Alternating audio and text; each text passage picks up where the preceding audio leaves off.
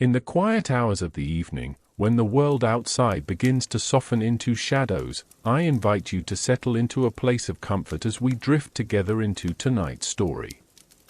Let the gentle rhythm of your breath steady itself, and feel the day slowly loosen its hold. As the quiet grows deeper around us, we begin a slow and peaceful journey back through time, toward a moment in history filled with change, uncertainty, and the subtle flicker of hope that often rises in the midst of unrest.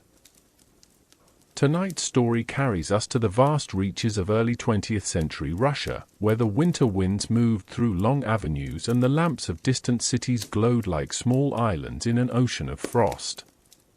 Tonight, we explore the Russian Revolution of 1917, a turning point in the world story, though here we will approach it gently, as one might study the shifting of snowdrifts at dusk.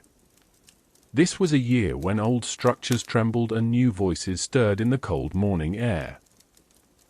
The empire that had stretched across continents began to soften around its edges, and the people within it felt the call for change rising slowly, like steam from a quiet kettle.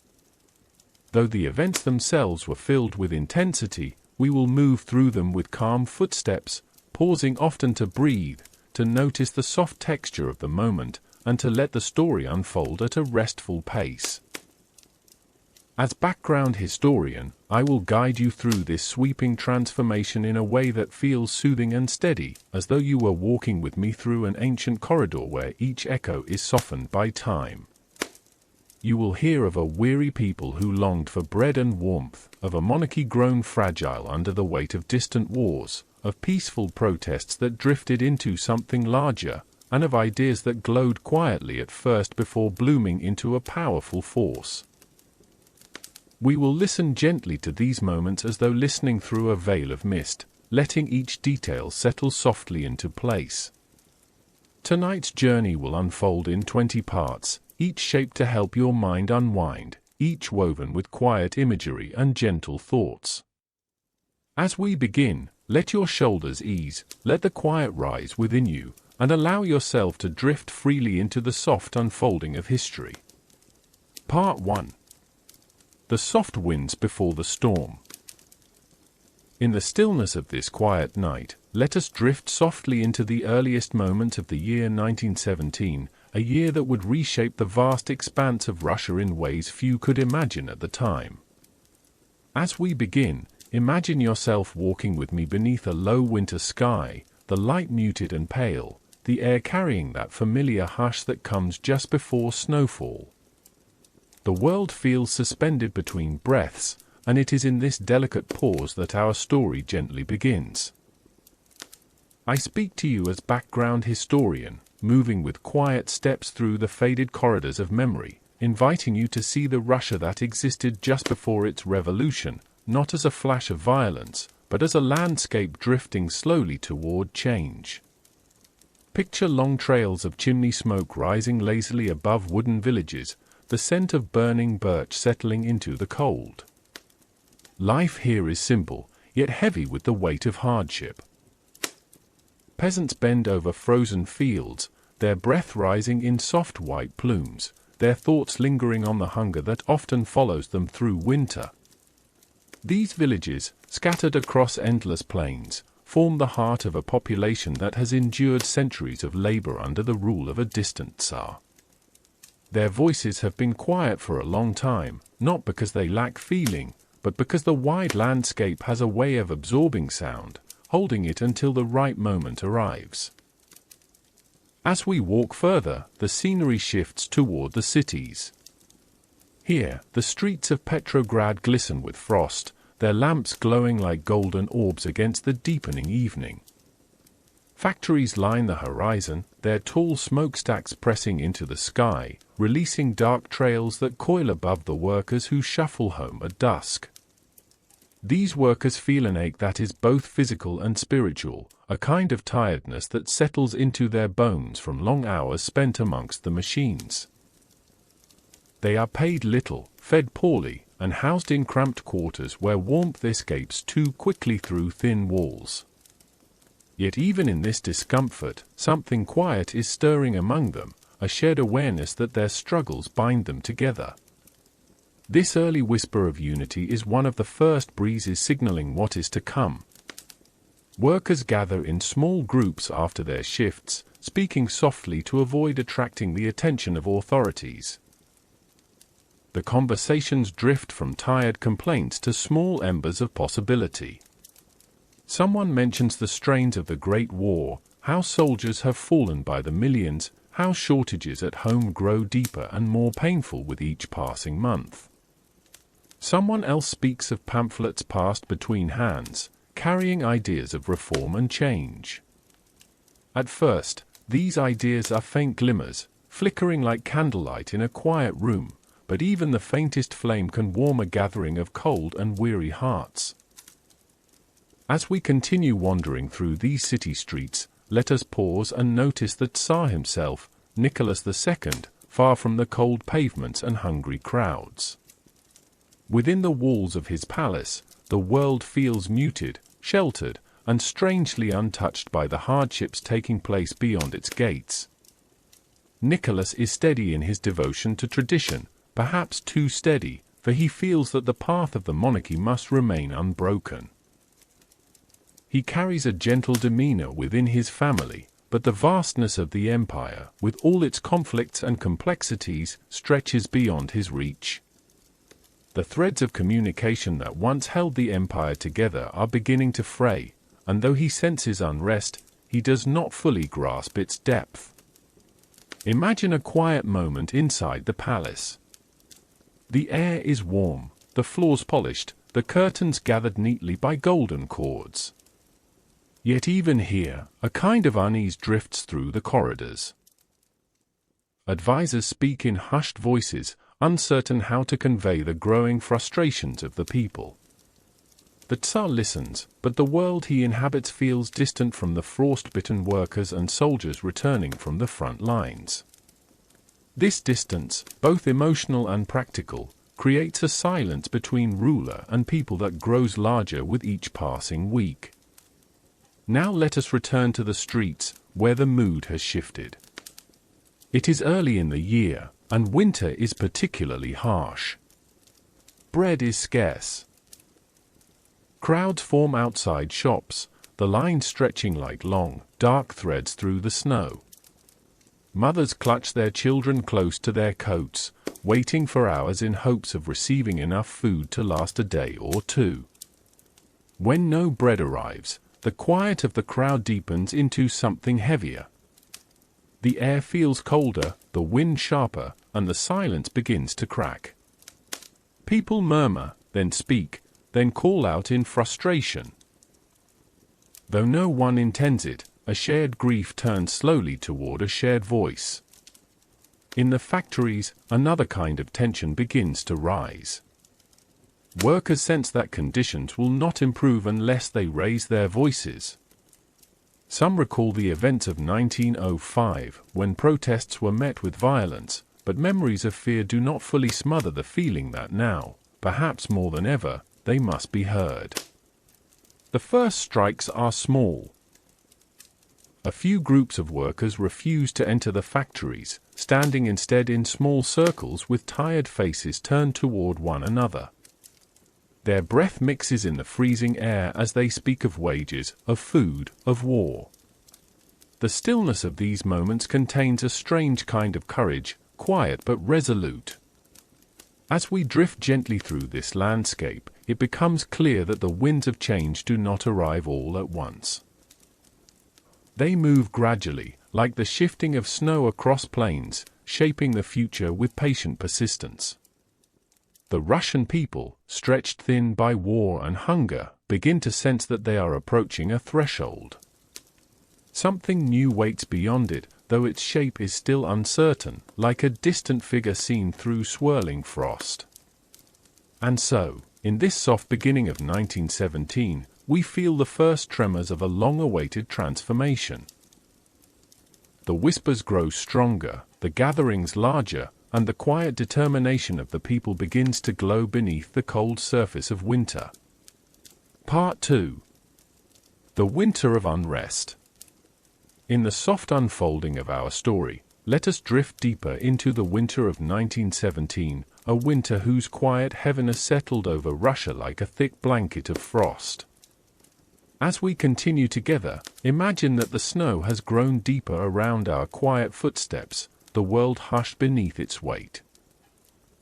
I walk with you as background historian, moving slowly through the landscape of memory, guiding you deeper into the tender moments of unrest that began to ripple through the empire. This part of our journey asks us to listen carefully, to sense the subtle shifts that gathered strength beneath the surface of daily life.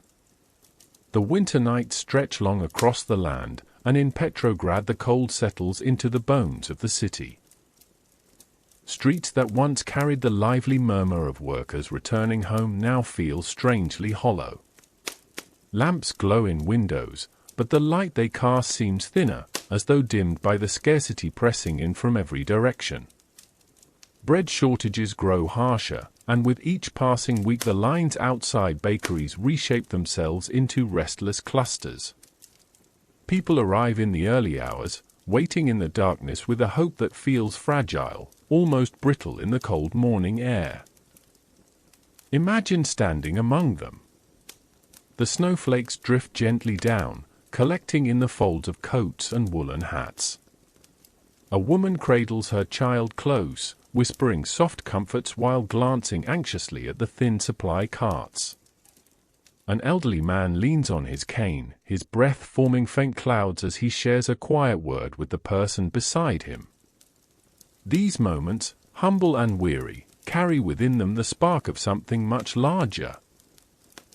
They are moments in which hunger begins to speak louder than fear, where frustration finds companionship, and where small murmurs of discontent begin to join into a subtle chorus. Inside the factories, a similar atmosphere unfolds. The machines continue to grind and rattle, but the rhythm feels uneven now, as if the very air around them senses the growing strain. Workers pause more often, wiping sweat from their brows despite the cold that creeps in through the thin walls. Some gather near the exits during breaks, their voices hushed and urgent.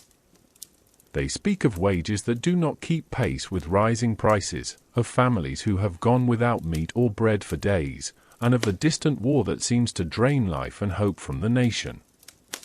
In these circles, a quiet bravery begins to grow. Not the loud kind that charges forward with fierce determination, but the gentle kind that rises slowly from the depths of shared suffering. Workers who once felt isolated in their worry now feel the warmth of mutual understanding. They begin to imagine the possibility that their collective voice might carry further than any single complaint. Small strikes flicker into being, delicate as candle flames in the wind, but each one adds a bit more warmth to the growing fire of solidarity. Let us drift now to the distant front, where Russian soldiers endure the brutal cold of wartime trenches. The Great War has demanded much of them. They have fought on frozen ground and marched across mud-soaked fields, often poorly supplied and lacking steady leadership. Their letters home speak of exhaustion so deep it feels like a weight pressing constantly upon their shoulders. Many have watched friends fall beside them. Many have wondered if the suffering will ever ease. And as the months stretch on, a quiet realization spreads among them that the war they fight seems mismanaged, distant, and unending. These soldiers, weary and far from home, carry within them a longing for peace and for the simple comforts they once knew. When they return on leave, even briefly, they bring with them stories of hardship that further stir the hearts of workers and peasants. The threads of unrest begin to weave themselves together, forming a tapestry of shared frustration across city and countryside alike. The people of Russia, drained by war and burdened by hunger, begin to sense that they stand together in the same cold wind. Meanwhile, within the walls of the Imperial government, uncertainty grows like a shadow. Officials whisper of the growing tension, passing reports of food riots, worker strikes, and soldiers who seem increasingly reluctant to enforce order. These warnings drift through the palace like cold drafts, though still they do not quite melt the Tsar's resolve to remain on the path he has always known. Nicholas believes that steadiness is strength, that to bend is to weaken the ancient throne, yet in this winter the ground beneath him shifts more with each quiet hour. As we walk through these moments, let us pause to imagine one winter evening in Petrograd. Snowflakes drift gently from a dark sky. A factory has just closed its gates, and workers spill into the street with weary footsteps. Instead of heading home immediately, they gather beneath the soft glow of a street lamp. Their conversations begin softly, almost like the rustling of leaves. Someone speaks of a strike in another district. Another mentions rumors of soldiers refusing to fire upon crowds. As their voices mingle, the air around them seems to tighten, as though holding its breath. One worker lifts his head and says that something must change, that the suffering has gone on too long. His voice trembles slightly, not from fear, but from the weight of what he feels. Others nod slowly, their faces illuminated by the pale light. A sense of unity settles into the space between them, gentle yet powerful. This small gathering, one among many forming across the city, becomes another quiet thread in the growing fabric of revolution. Across Russia, the mood deepens. Villages whisper of shortages. Soldiers murmur of exhaustion. Workers gather with arms folded tightly against the cold, their breath drifting upward like silent prayers. The revolution has not yet arrived, but its presence is felt like a distant wind stirring the treetops long before the storm breaks. In this final moment of winter calm, as the frost still clings to rooftops and windows, the people of Russia move one quiet step closer to a transformation that will reshape their world.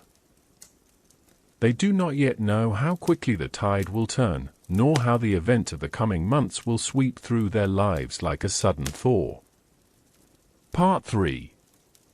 The first cracks in the ice. As we drift gently into part 3 of our quiet journey, imagine the winter beginning to loosen its grip upon the great cities and countryside of Russia. The year 1917 has stepped forward with slow, heavy footsteps, and the frost that once held the land so tightly now begins to soften around the edges.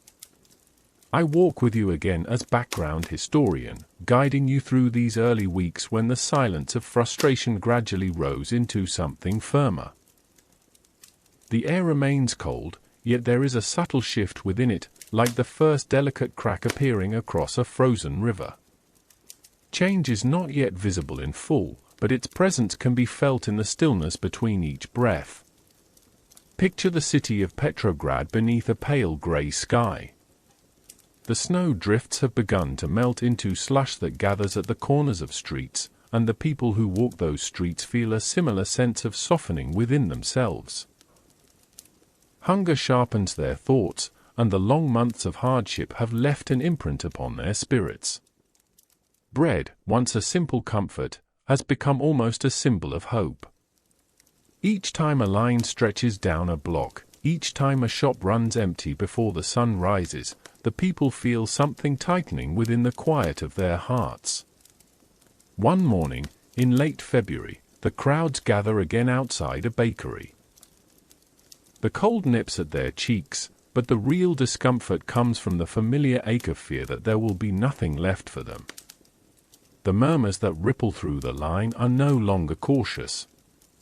They are steady, low-voiced, and edged with a worn patience that is beginning to fray. Someone near the front steps away with empty hands and tear-filled eyes. This small moment, witnessed by dozens, causes a soft stirring through the crowd, the way a breeze might move through tall grass. It is here, in these gatherings of ordinary people, that the first cracks in the old order begin to show. The conversations that pass from one person to another are no longer only about bread. They carry thoughts of the war, of the Tsar, of the government that seems distant and unseeing. These conversations are carried gently at first, like delicate seeds drifting on the wind, but each one plants itself within another listening heart. When the crowd finally disperses, its members carry home not just hunger, but a sense that their hardship is shared across the entire city. As we drift a little deeper into these weeks of early unrest, imagine yourself stepping quietly through the corridors of the Imperial government. Inside, the air is warm and still, though tension hums beneath the surface. Messages arrive each day reporting shortages, strikes, and outbursts of frustration. Officials gather around long tables, their brows furrowed as they discuss how to quiet the rising concerns. Yet even here, the distance between the decision-makers and the people grows wider. Efforts to calm the public appear small compared to the vastness of their suffering, and the government remains unsure how to speak to a population whose needs have long gone unmet. Nicholas II remains away from Petrograd, stationed at the military headquarters in Mogilev. His absence deepens the sense of detachment felt by the people. Though he receives messages regarding the unrest, he views them through the lens of tradition. He believes that order must be maintained, that discipline must be strengthened. He does not fully sense how the cold, quiet fatigue of the nation has turned into a slow boiling pressure that will soon rise beyond anyone's control. Back in Petrograd, the factories become quiet centers of growing unity. The clatter of machinery still echoes through their halls, but the rhythm of work feels more fragile now. The workers speak openly about walking out, about joining hands with those in other districts. In their shared exhaustion, they find the beginnings of courage. One factory halts production for a day, then another follows. These pauses are brief, but they ripple outward, leaving a sense of possibility in their wake. Let us pause for a moment and picture the Neva River that cuts through the heart of the city. Its surface remains frozen, but beneath the ice the currents continue to flow. This river is much like the spirit of the Russian people in these early days. Outwardly still, pressed beneath winter's weight, yet deep below the quiet surface, movement has already begun. It is slow, patient, and steady, gathering strength as more voices join into the quiet current. In the countryside, the peasants sense this shift as well. Their days remain filled with labor, their nights with cold, yet the news from the cities reaches them through travelers, letters, and passing whispers. They learn of strikes, of unrest, of factories that have gone silent for hours at a time. Though their lives remain distant from Petrograd's crowded streets, they feel a subtle echo of possibility. The hunger that marches across the countryside has the same sharp edge as hunger in the city, and the peasants know they, too, have long lived under the weight of a system that listens too little. In these early cracks, we begin to see how the different threads of society gently intertwine. The workers, the soldiers, the peasants, the women standing in the cold with empty baskets, the students reading pamphlets by lantern light, all begin to sense that their private struggles are part of a larger story. This quiet realization becomes one of the most powerful forces of the year. It creates a shared understanding that binds strangers to one another in ways that the government can no longer easily contain. Now imagine a scene unfolding in one of the factories on a late afternoon. The workers gather not outside under the street lamps, but inside the dim shadows of the workshop. A small fire burns in a furnace, crackling softly as they speak. Someone suggests a strike for better wages. Another proposes joining with the women demonstrating for bread. A third nods quietly, adding that the soldiers are growing weary as well. These voices, though soft, carry a weight born from honest suffering. They fill the room with a steady warmth, stronger than the fire's glow. Outside, the sky begins to shift into evening. Pale light fades, and the lamps lining the street flicker to life. Workers step out into the cold night air, their footsteps echoing faintly across the icy ground. They walk not with newfound anger, but with a sense of direction, as though each small step forward connects them to something larger than themselves. The people of Russia do not yet see the revolution that approaches, but they are already moving toward it, drawn gently by the gravity of their shared longing for a better life. And so, in these quiet cracks forming across the surface of the old order, we begin to feel the first true stirrings of transformation. The ice has not broken yet, but the sound of its slow shifting hums through the air like a distant whisper. Part 4. The March winds rise. As we drift a little deeper into the gentle unfolding of 1917, let the world around us soften once more. Imagine that our quiet footsteps lead us toward the early days of March in Petrograd, where winter still lingers but no longer holds the same firmness it once did. I walk beside you as background historian, moving at an unhurried pace, guiding you through a moment when the air itself seemed to shift. The people of Russia did not yet know that revolution would break forth within days, but the winds of March carried hints of it, like the faint sound of water running beneath melting ice. Picture the great city at dawn. A pale light spreads across the rooftops, washing the streets in soft gray tones. The factories, tall and shadowed, wait for their workers. The chimneys have not yet begun to smoke, and the air feels strangely expectant, as though the city holds its breath. Women step out from their homes, scarves wrapped tightly around their faces. Their footsteps crunch softly over hardened snow as they make their way toward shops and bakeries, hoping they might secure bread before the shelves empty yet again. It is the 8th of March by the Western calendar, a date that would later be remembered with reverence. But on this quiet morning, it begins like so many others. The cold bites at fingers and ears, and the familiar tension creeps through the streets as people gather in long lines. Yet something subtle has shifted. The women waiting for bread speak not only of hunger, but of the war, of their fatigue, of the heavy burden they carry while so many husbands, brothers, and sons fight on distant fronts. Their conversation grows warmer, more insistent, as though the collective ache of the past years has finally learned to speak.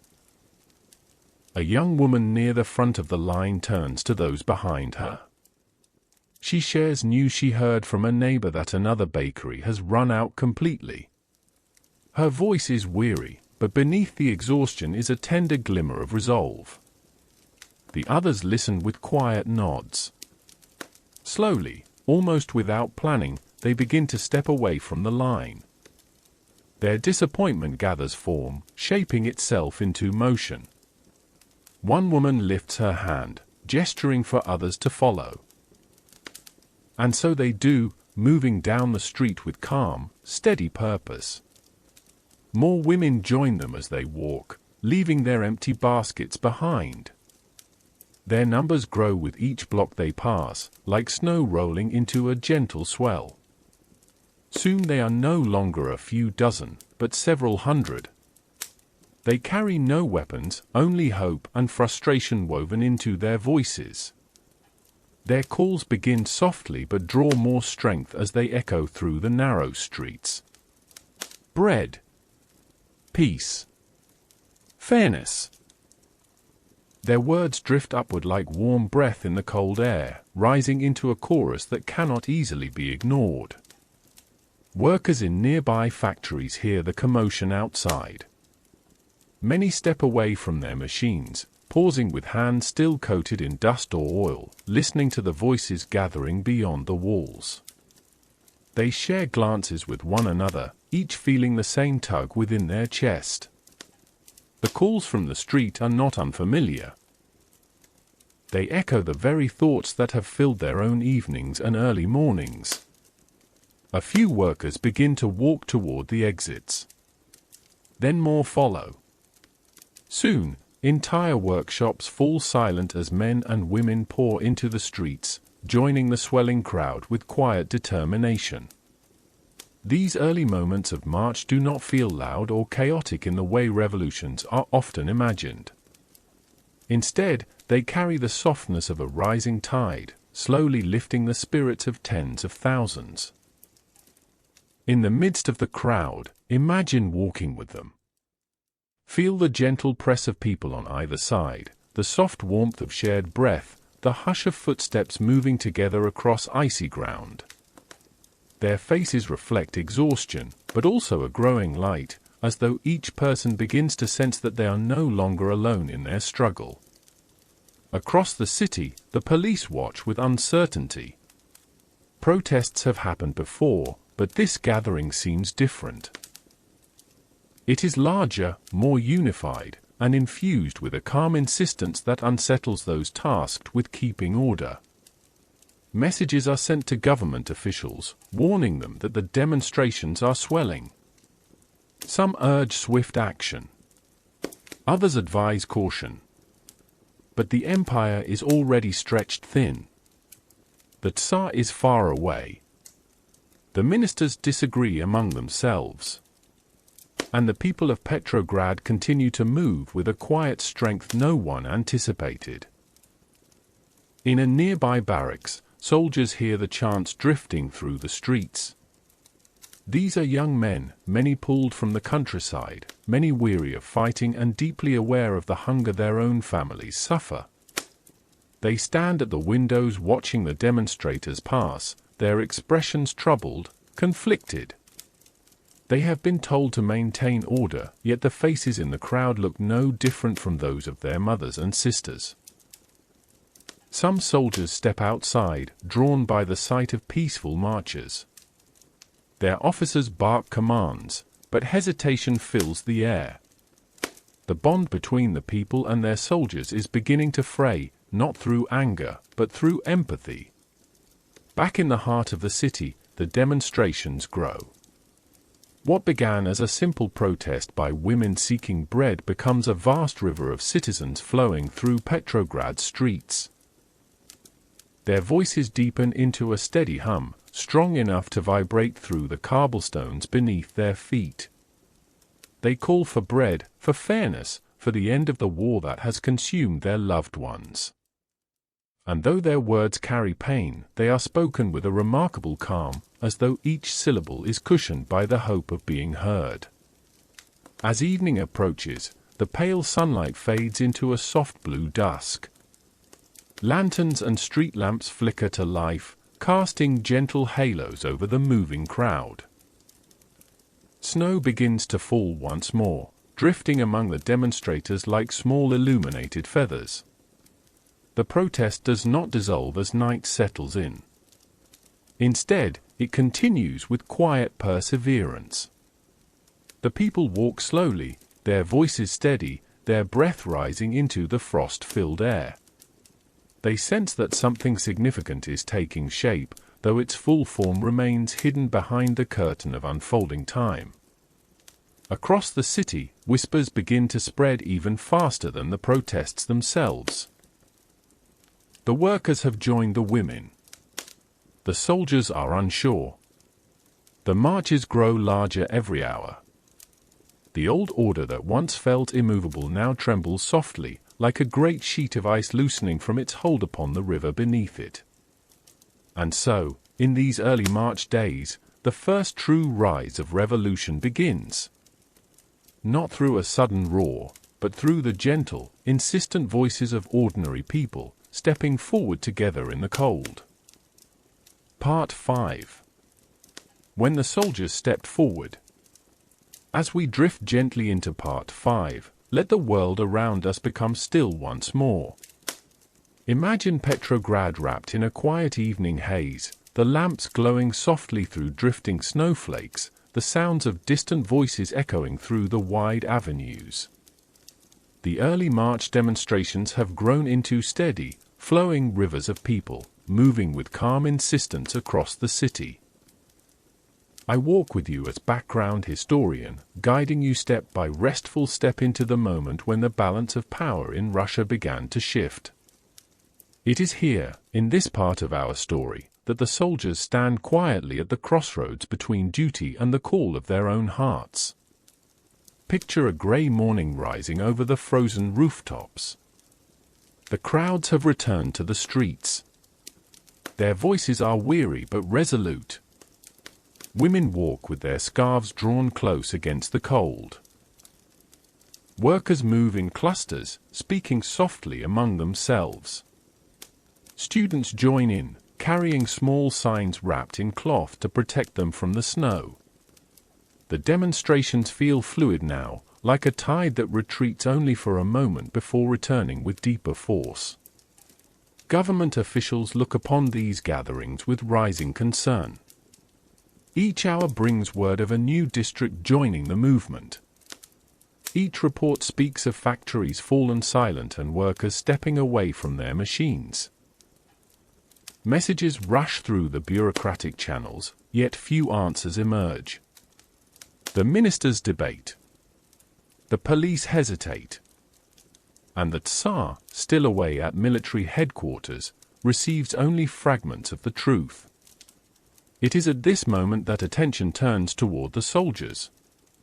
Petrograd is full of them. They guard bridges, government buildings, and key points across the city. Many of these soldiers are not seasoned officers but young conscripts from faraway villages. They have known hunger and cold long before arriving in the capital. They have felt the wearying weight of the war, and they carry memories of trenches filled with mud and loss. They are tired, deeply tired, in ways that settle into the soul like winter frost. On this quiet morning, orders pass down instructing the troops to restore order and disperse the crowds.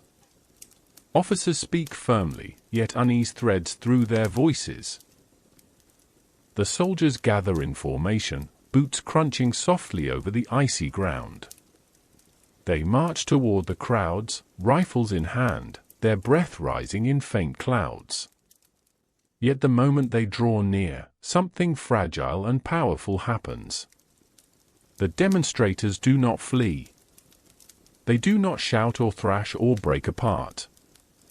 Instead, they stand quietly, looking upon the soldiers with human eyes. A woman in the front lifts her hand slightly, showing she carries nothing but an empty basket. A worker steps forward with calm words, speaking not in anger, but in the tone of someone who has lived the same cold, the same hunger, the same sorrow. The soldiers pause. The air between the two groups grows still, as though holding its breath. Snowflakes drift down between them, melting the sharpness of the moment. The soldiers lower their rifles slightly, not out of defiance, but out of something more delicate. Recognition. They see in the faces before them the faces of their own families. They hear in the voices the echoes of their own villages. The first refusal does not come as a shout. It comes as a soft murmur. A soldier shakes his head. Another steps back. A third lowers his rifle entirely. Their officers call out sharply, but hesitation spreads through the ranks like warmth in a cold room. One small act of reluctance becomes two, then 5, then a dozen. Soon, entire groups of soldiers begin to step aside, allowing the demonstrators to pass without obstruction. This quiet fracture in obedience sends a tremor through the entire city. Word spreads quickly. The soldiers are refusing to fire. The soldiers are joining the people. For the first time, a powerful truth emerges beneath the surface of the protests. The old order, so dependent on military enforcement, suddenly stands on uncertain ground. Let us drift now into the barracks of the Volinsky regiment, where another decisive moment unfolds. Inside these dim halls, the soldiers sit with heavy shoulders. They speak in low voices about the orders they have been given, about the women they saw in the streets, about the workers who looked so much like their own brothers. Their anxiety grows as the hours pass. Conflicting loyalties weigh heavily upon them, pressing gently against their thoughts. The spark occurs when one soldier, worn and quiet, refuses outright to fire upon civilians. His voice trembles, but not from fear. It trembles with conviction. His refusal is met with immediate punishment, yet his courage stirs something deep in the hearts of his comrades. More soldiers rise. Some step forward with calm determination. Others speak gently but firmly, saying they will not harm unarmed citizens. Their individual acts of conscience become a moment of collective awakening. When officers attempt to force compliance, a sudden shift occurs. The soldiers turn not against the people this time, but against their own superiors. The barracks erupt into quiet, desperate confusion. Rifles clatter to the ground. Others are seized. The old authority dissolves in the span of moments. By midday, the soldiers break free from the barracks and pour into the streets, not as instruments of command, but as allies of the people. Imagine the scene as these soldiers join the demonstrators. Their uniforms, once symbols of obedience, now blend into the moving crowd. People reach toward them, not with fear, but with relief. A woman places her hand gently upon a soldier's arm. A worker offers a nod of gratitude. The soldiers stand among them, humbled, uncertain, yet filled with a newfound sense of belonging. Across Petrograd, this shift spreads rapidly. Other regiments receive word of the Volinsky uprising. Some follow hesitantly. Others join eagerly. The city watches in amazement as the guardians of the old order become participants in the rising movement. The peaceful protest has transformed into something larger, something unstoppable, yet still wrapped in the quiet calm of shared humanity. By evening, the streets glow with a sense of fragile hope. Soldiers and civilians walk side by side through the dim lamplight. Snow continues to fall, soft and gentle, dusting uniforms and worn coats alike. The empire, though still standing, trembles with the weight of these events. What once seemed an unshakable hierarchy now feels as fragile as thin ice beneath warming sunlight. And in this quiet, powerful shift, the fate of Russia changes direction. Part 6. The collapse of the old order. As we drift a little further into the soft unfolding of 1917, let the world around us settle into a calm, steady quiet. The early days of March have already stirred the air with gentle unrest. The people of Petrograd have filled the streets with their weary yet determined footsteps, and the soldiers who once stood between the crowds and the state have begun to step forward with compassion rather than force. I walk with you again as background historian, guiding you through this delicate moment when the old order, so seemingly permanent, began to loosen and fall away like frost melting beneath a rising sun. Picture Petrograd as a vast, breathing landscape. Snow still clings to rooftops and gathers in soft drifts along the edges of the wide avenues, but something warmer now moves quietly through the city. Even the wind seems to carry a new timbre, as though humming a low, uncertain melody. The streets fill not only with demonstrators but with soldiers who have laid down their rifles or turned them gently away from the people. Their presence shifts the entire rhythm of the city. What began as a peaceful protest for bread has now taken on the breath of revolution. Let us wander together through one of the bustling intersections of the city. The air is filled with soft voices, though none rise harshly. Workers walk alongside uniformed soldiers, their steps slow and thoughtful.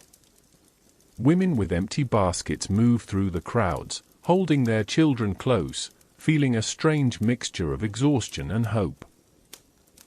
Students, clerks, and shopkeepers join them, forming a gentle mosaic of ordinary people standing together.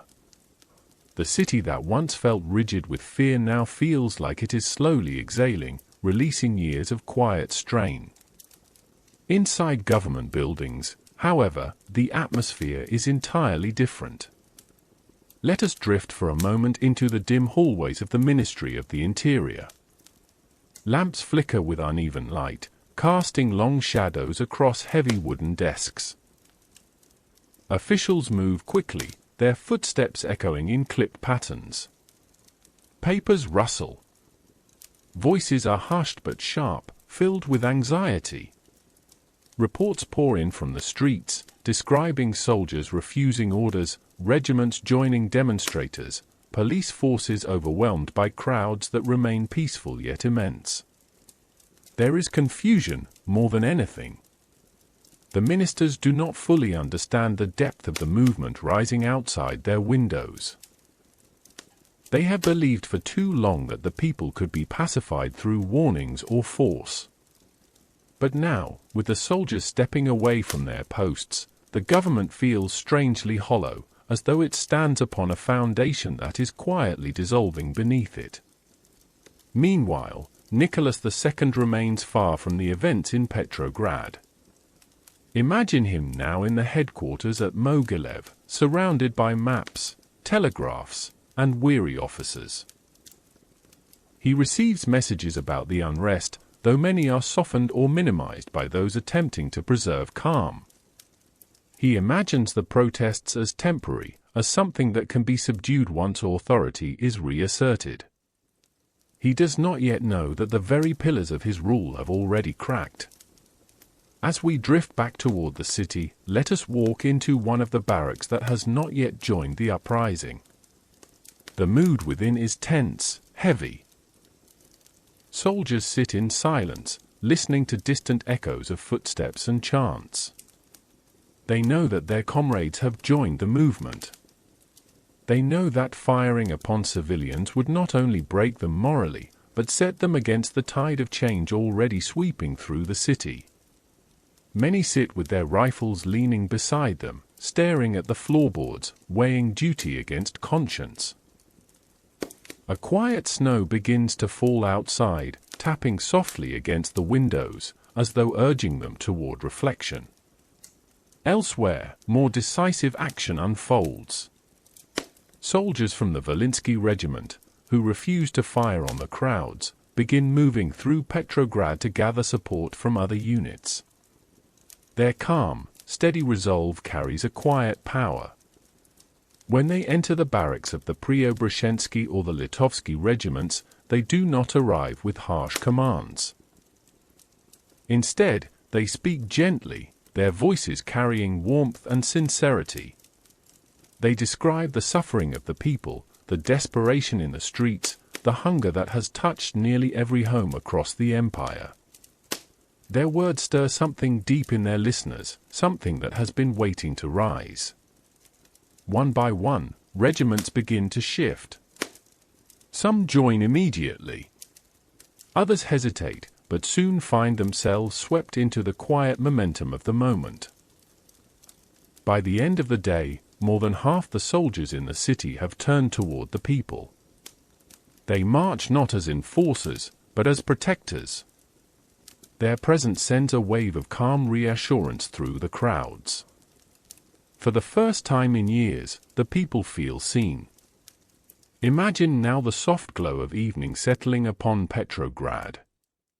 Street lamps flicker to life, casting warm halos across the snow-covered ground. Demonstrators cluster together in gentle circles, sharing bread scraps, warm tea, and news from across the city. Soldiers sit among them, leaning their rifles against nearby walls, their tired faces softened by the lamplight. There is an almost dreamlike quality to the scene. The old order still exists, but it feels thin now, like a fragile layer of ice stretching across a river that has already begun to thaw beneath the surface. Government envoys attempt to assert control, but their voices no longer carry the weight they once did. They issue commands that no one obeys. They attempt to disperse crowds that continue to grow. And as the hours pass, the realization settles gently upon the city that the authority of the Tsar has slipped quietly out of reach. By the next morning, entire districts fall peacefully under the control of the people and the soldiers who now stand beside them. Police stations are abandoned. Government offices are left dark. Even the fortress at the heart of the city begins to shift in allegiance. The revolution has not roared into existence. It has risen like a slow tide, washing away the old structures with quiet, persistent force. And so, in these days when soldiers stepped forward with human hearts rather than hardened obedience, the empire of Nicholas II began to crumble. A world that once seemed unchangeable now feels open, fluid, and full of possibility. Part 7. A City in Gentle Revolt. As we move softly into Part 7, let the world around us become once again calm and spacious, as though we are walking through a quiet dream. The days of early March have unfolded with a slow, persistent rhythm, carrying crowds of weary yet hopeful citizens through the streets of Petrograd.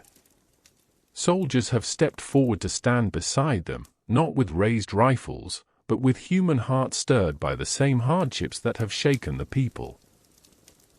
I walk with you as background historian, guiding you deeper into this moment when an entire city seemed to hold its breath, suspended between the world that had been and the world that was beginning to emerge. Picture Petrograd now in the soft glow of morning. The sun rises gently, filtering through a sky still heavy with winter clouds. Snow lies in gentle folds along the edges of buildings and drifts lightly across rooftops. Yet the city feels strangely warm, not in temperature, but in spirit. Its streets, once rigid with fear and obedience, now pulse with a quiet, steady movement. People wander with slow, deliberate steps, exchanging glances filled with both curiosity and hope. The city does not feel chaotic. It feels awakened. Let us drift through one of the wide boulevards where demonstrators have gathered once more. Their voices are soft, almost murmured, turning the air into a warm hum. Women stand with their children, holding them close while speaking with others about the surprising gentleness of the soldiers who joined them the day before. Workers, their coats worn and patched, walk alongside uniformed men who only days earlier guarded the streets with stern resolve. Students carry handwritten signs tucked against their chests to shield them from the cold breeze. The atmosphere is calm, communal, and deeply human. Amid this movement, we find groups of soldiers standing at ease. Their rifles rest against walls or hang loosely from straps over their shoulders. They speak quietly with the people around them, sharing stories from the front, exchanging thoughts about the shortages that have plagued their families. The lines between soldier and civilian have softened, almost dissolved, replaced by a shared understanding that the old structure holding them apart no longer feels solid. Across the city, factories that once rang with the metallic rhythm of labor now sit quiet. Their tall buildings appear almost contemplative in the cold morning light, as though listening to the murmurs drifting through the streets.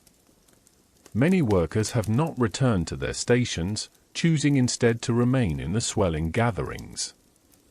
Their absence deepens the sense that Petrograd has stepped into a different kind of day, one shaped not by routine, but by the unfolding of something larger.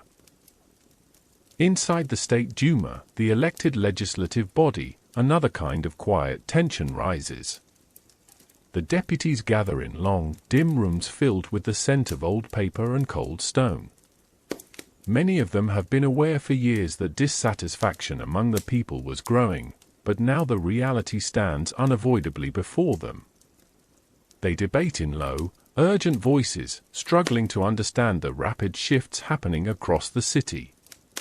Some call for immediate reform. Others whisper about the necessity of creating a provisional authority to fill the void left by the weakening imperial government. Their conversations are calm but edged with a delicate fear. They sense that history is moving quickly around them, like a strong current brushing past their feet.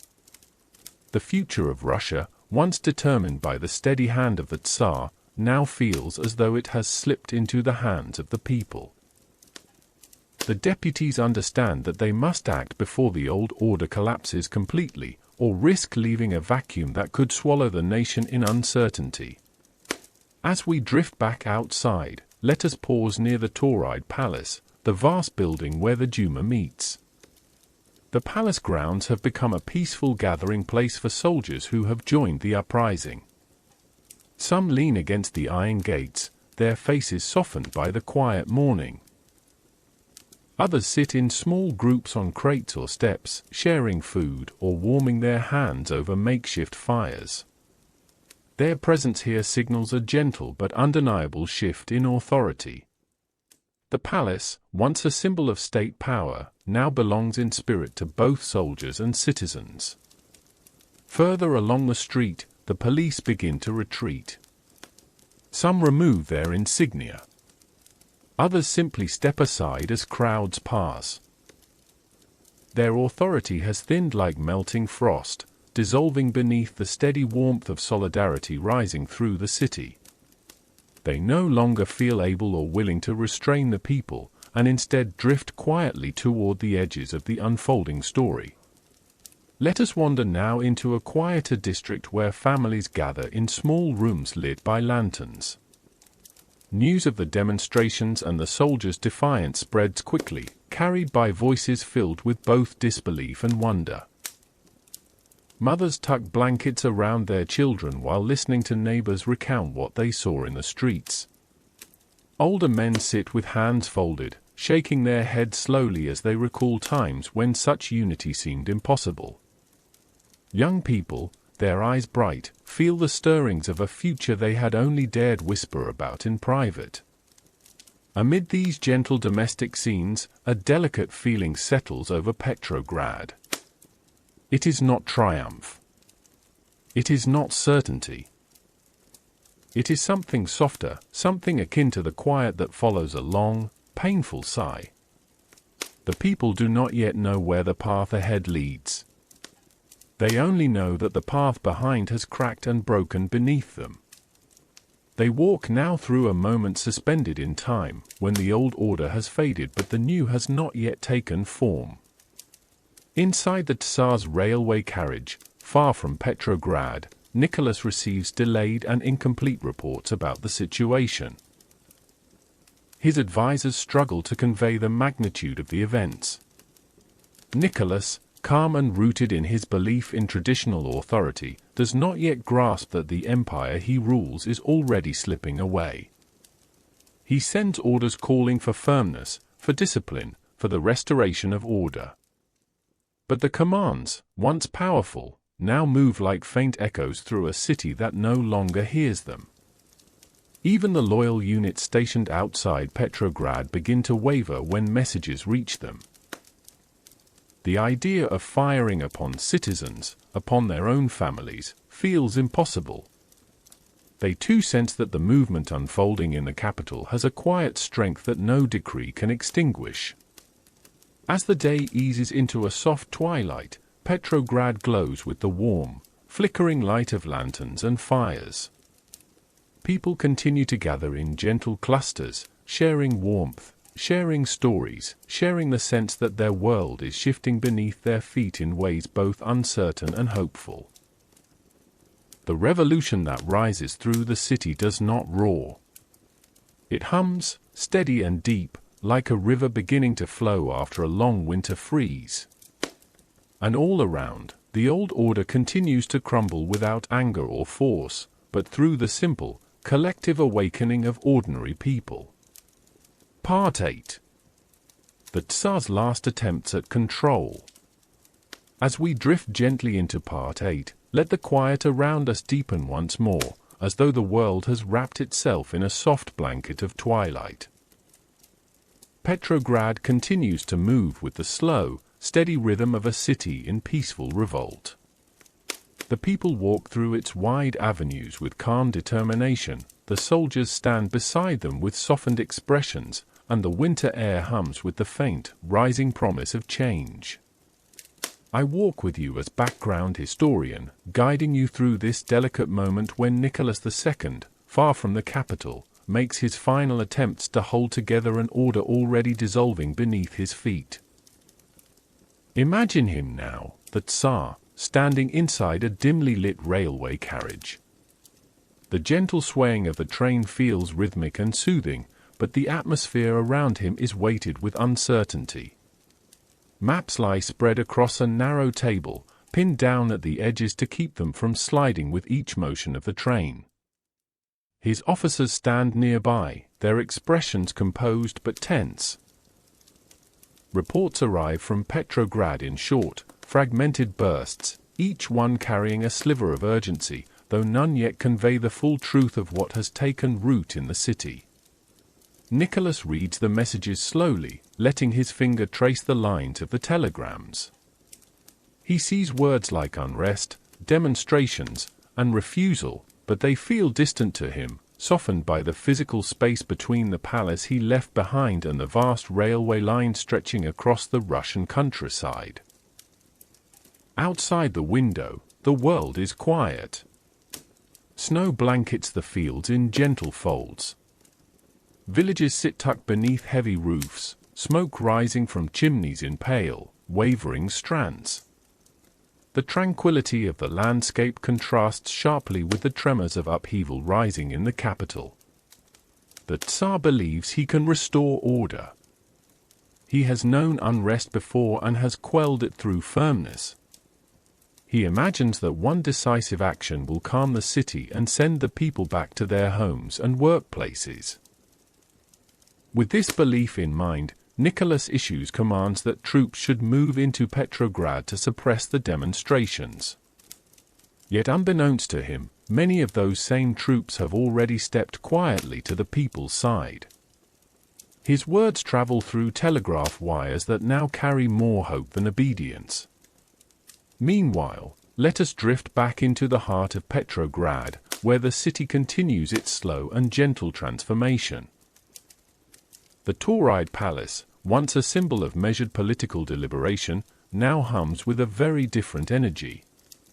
Soldiers lean against its grand columns, chatting softly with passing citizens. Deputies from the Duma move through its halls with brisk steps, gathering in long rooms where voices mingle in serious reflection. These deputies know that the old government has lost its ability to control events. They sense that they stand at the edge of a transition that requires calm, reasoned action. Inside one of the palace chambers, a small group of deputies begins to discuss forming a provisional committee. Their voices remain low, but their determination grows with each passing moment. They understand that Nicholas's authority is disintegrating. They know the people look to them for leadership. Slowly, they shape the idea that the Duma must step into the vacuum, becoming a guiding presence until a clearer path for Russia emerges. Though they speak cautiously, the atmosphere in the room is filled with a quiet recognition that history is gathering speed. Outside, the city continues to exhibit a remarkable gentleness. Crowds move without pushing or shouting. Small fires burn in metal barrels, offering warmth to hands still stiffened by winter's touch. Soldiers and civilians share what little food they have, passing pieces of bread or handfuls of boiled potatoes between them. The mood is not triumphant. It is tender, reverent, and touched with disbelief that such unity has emerged from such hardship. As the hours pass, word spreads that Nicholas has ordered the Duma dissolved. The deputies receive the command with quiet, steady resolve. They look at one another, understanding almost immediately that they cannot comply. The old order has lost its ability to direct.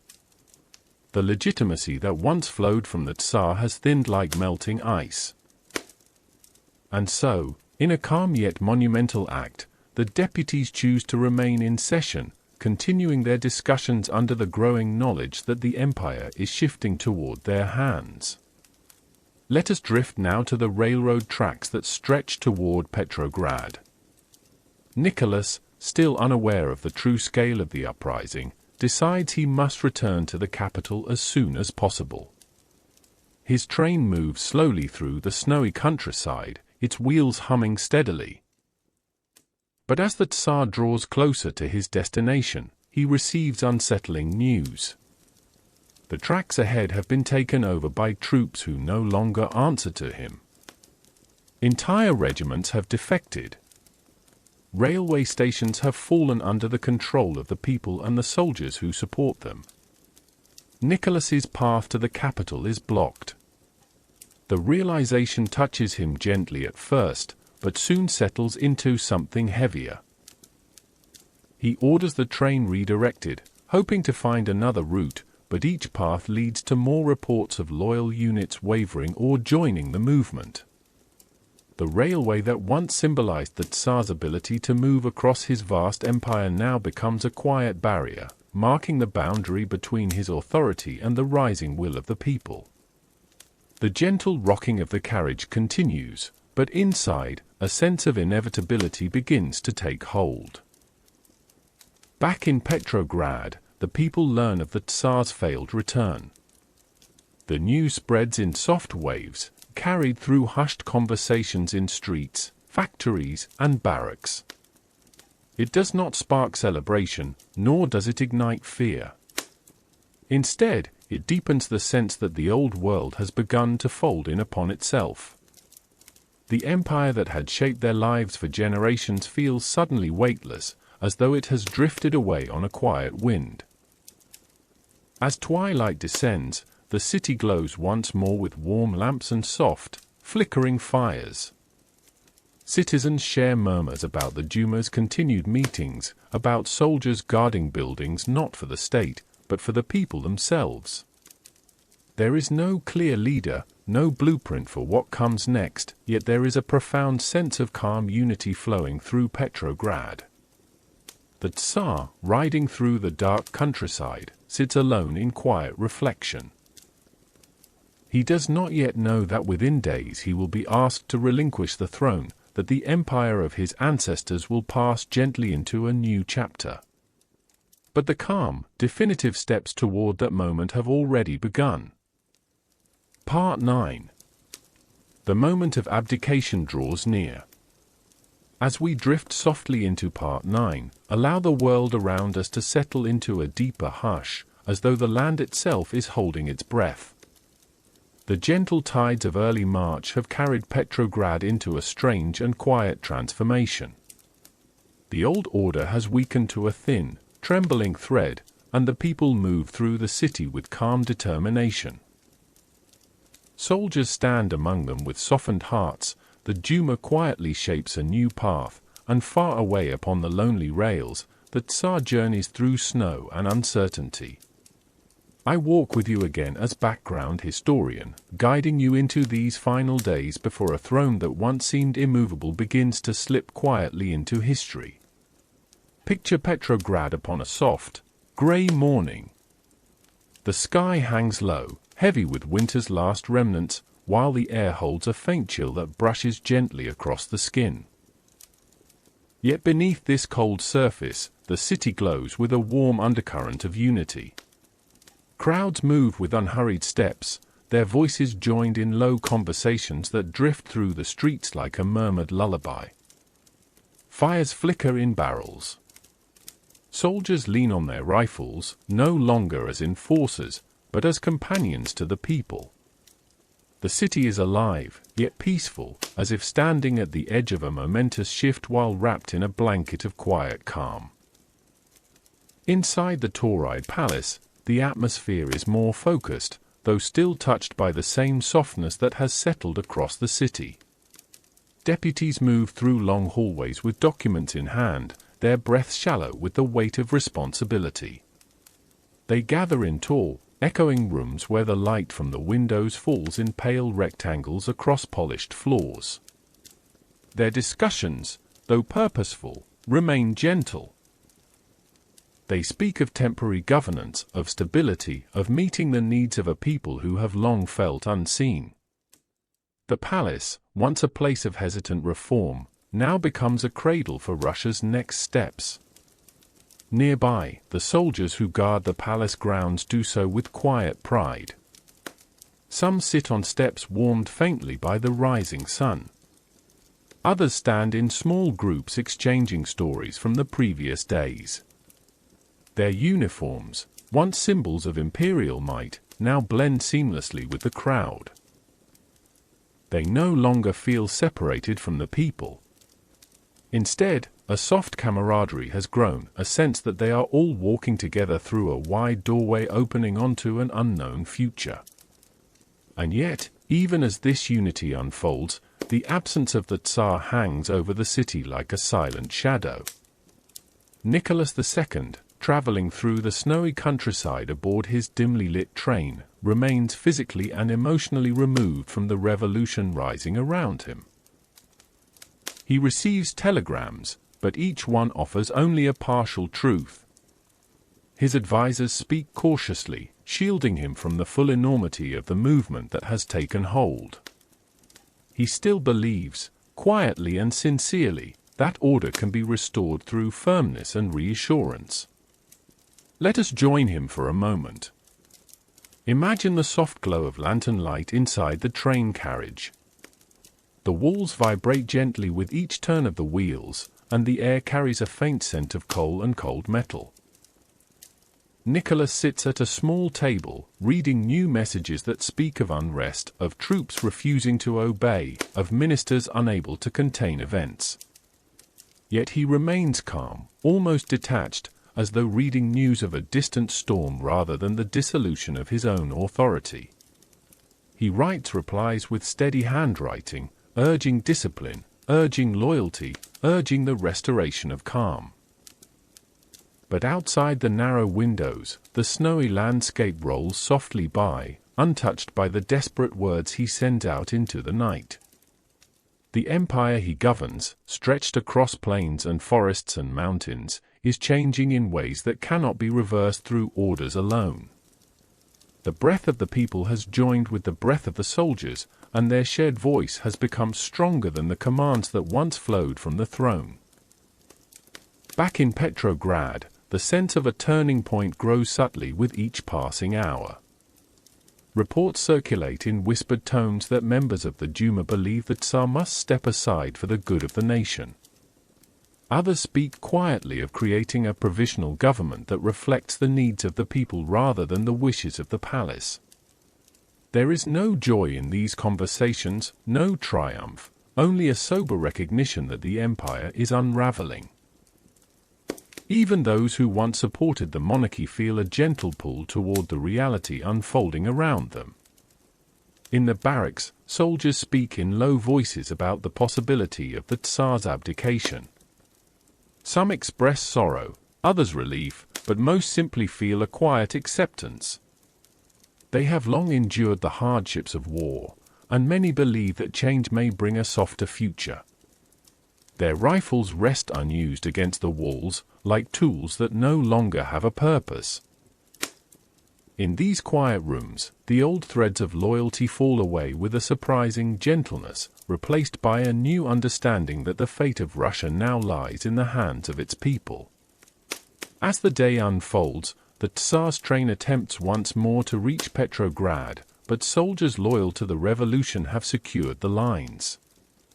Their actions are not violent. They stand firm but calm, allowing the train to stop without confrontation. Officers board with respectful formality and inform Nicholas that he cannot continue forward. Every route leading to the capital has been closed. The Tsar listens quietly, blinking slowly as the truth begins to settle into his consciousness. For the first time, the reality of his isolation becomes unmistakably clear.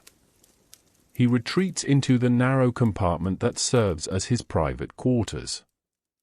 The walls feel closer now, the air denser. He sits with his hands folded, listening to the steady hum of the rails beneath him. It is here, in this small, dim space, that he begins to sense the end of a world he has known since childhood. Not with anger, not with fear, but with a heavy sadness that rests softly in the chest. The symbols of power he once carried now feel distant, as though they belonged to someone else entirely. Meanwhile, in Petrograd, the people continue to move with calm resolve. They speak of the Tsar's stalled journey with subdued voices, not wishing him harm, but recognizing that a new chapter draws near. The revolution, though still unfolding without clear direction, feels enveloped in a strange, peaceful inevitability. As twilight falls, a deep quiet settles across the city. Fires flicker in the streets, casting warm light on faces young and old. Soldiers and civilians sit together, sharing thoughts about the day's news. The atmosphere is gentle, reflective, as though the city itself prepares for the soft closing of one era and the slow opening of another. And so, with the Tsar's path home blocked, with the people standing united, with the Duma moving steadily toward leadership, the moment of abdication drifts closer like a quiet snowfall. Part 10. The quiet fall of a dynasty. As we drift gently into Part 10, let the atmosphere around us soften even further, as though the world has eased into a deep and contemplative breath. The quiet movements of early March have now brought Russia to the very edge of a profound turning point. The people of Petrograd move through the streets with calm unity. Soldiers stand beside them with softened resolve. The Duma gathers with growing purpose. And far away on the snow-covered rails, the Tsar sits in a dimly lit carriage, slowly beginning to understand that the world he inherited is slipping gently from his grasp. I walk with you again as background historian, guiding you step by step into the tender moment when a centuries-old dynasty begins its peaceful descent into history. Picture the Tsar's train once more, resting quietly upon a branch of track surrounded by vast stretches of winter landscape. The air outside is still, touched only by the faint whisper of wind drifting across the snow. Trees stand motionless, their bare branches reaching softly toward the pale sky. The world feels eerily calm, as though nature itself is pausing to witness the quiet fall of an empire. Inside the train, Nicholas sits with his hands loosely folded upon his lap. The hum of the furnace, the distant clatter of metal, and the soft creak of wooden fixtures form a gentle backdrop to his silence. He has received word that the Duma has ignored his order to dissolve. He has learned that the soldiers of Petrograd have stepped to the side of the people. He has been told, with growing clarity, that the routes to the capital remain blocked, not by hostile invaders, but by his own troops who no longer answer to him. These truths settle around him like a slow snowfall, soft but heavy, covering the familiar ground of his beliefs until he no longer recognizes it. Nicholas II was not a cruel man, though he was often a distant one.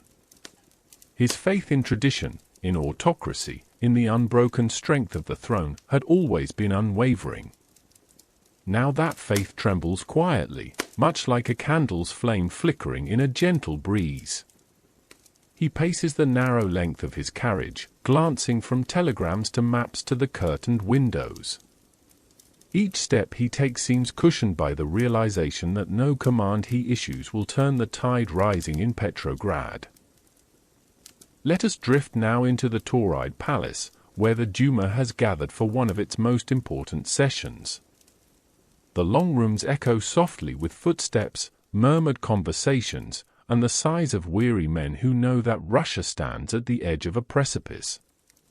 Sunlight filters through tall windows, catching dust in the air and painting it in faint gold. The deputies sit at their desks, arranged in neat rows beneath high ceilings. Their discussions are calm but intense. They speak of order, of responsibility, of the need for a stable authority to guide the nation through this fragile moment.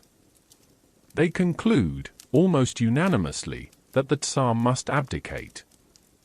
The decision does not come with celebration. There is no triumph in their voices. Instead, there is a somber acceptance that the empire cannot continue under Nicholas's rule. The people need representation. The soldiers need leadership. The state needs calm direction. And so the deputies agree to send envoys to the Tsar to request, respectfully yet firmly, that he relinquish the throne. Outside, soldiers guard the palace with quiet vigilance. They are aware of the weight carried within the building's walls. They lean upon their rifles, speaking softly among themselves about what the future may hold. Some wonder if the Tsar will resist. Others hope he will understand. But most simply feel the strange calm of a moment that is both heavy with history and strangely gentle. Back in Petrograd streets, the crowds have grown but remain peaceful. People gather in the squares and avenues, listening to bits of news passed between groups like faint notes drifting on a breeze. The city feels suspended, held between hope and uncertainty. Fires burn softly. Children sit bundled against their parents. Workers discuss what life might look like after the Tsar steps down. No one knows for certain, but the air carries a quiet sense that change is inevitable. As the envoys travel by train to meet Nicholas, they move through the fading light of day. The countryside rolls past them, serene and indifferent to the weight of their mission. When they finally arrive at the Tsar's train, they are greeted by officers who step aside with solemn expressions. They enter the carriage where Nicholas waits, standing with his back to the window, hands clasped lightly behind him. The conversation that unfolds is gentle, restrained, and touched with sadness. The envoys speak respectfully, explaining that the Duma believes abdication is the only path forward. They describe the situation in Petrograd, the soldiers' defection, the collapse of governmental authority. They urge him to consider the welfare of the nation, the army, and his own family. Nicholas listens in silence. His face, usually composed, softens with the weight of the moment. He does not raise his voice. He does not protest wildly. Instead, he lowers himself into a chair, allowing the full truth to settle into his heart. His reign, defined by a deep belief in a system older than he could ever fully understand, has come quietly to its end. Let us pause for a moment and imagine the atmosphere within that railway carriage. The gentle rocking of the train. The muted glow of lanterns. The soft layers of winter light filtering through the windows. History, usually portrayed with thunderous force, unfolds here like a whisper. The fall of a dynasty occurs not with shouts, but with a calm that is almost tender. Nicholas takes the documents presented to him. He reads them slowly, his eyes moving steadily across the page. Then, with emotion so quiet it feels almost unreal, he signs his name. He abdicates the throne he has held for more than 2 decades. The Romanov dynasty, which had ruled Russia for over 300 years, passes gently into memory. Outside the carriage, the envoys step into the cold night air feeling both relieved and sorrowful. They know the world has changed in that small, dim room. They know their country has entered a new chapter. And as they depart, the wind stirs lightly across the snow, carrying with it the faint echo of an empire that is no more. Far away in Petrograd, the people will soon learn of the abdication. But for now, the city remains quietly expectant, unaware that the old world has already folded softly into history. Part 11. A city exhales, a nation pauses. As we drift gently into part 11, let the quiet around us grow a little deeper, as though all of Russia has slipped into a moment of collective breath. The Tsar's abdication, signed in the soft lamplight of a lonely railway carriage, has not yet reached the ears of the people. Petrograd moves through the hours with a calm, almost dreamlike uncertainty. A dynasty has quietly ended, yet the city continues to murmur and glow as if suspended in time. I walk with you again as background historian, guiding you into this delicate pause, when the old world has fallen but the new has not yet taken shape. Imagine Petrograd under a gentle morning light, the sky a soft veil of pale grey. The city streets, dusted with the remnants of winter snow, stretch forward with an almost serene stillness. Crowds gather as they have for days now, but the mood has become quieter.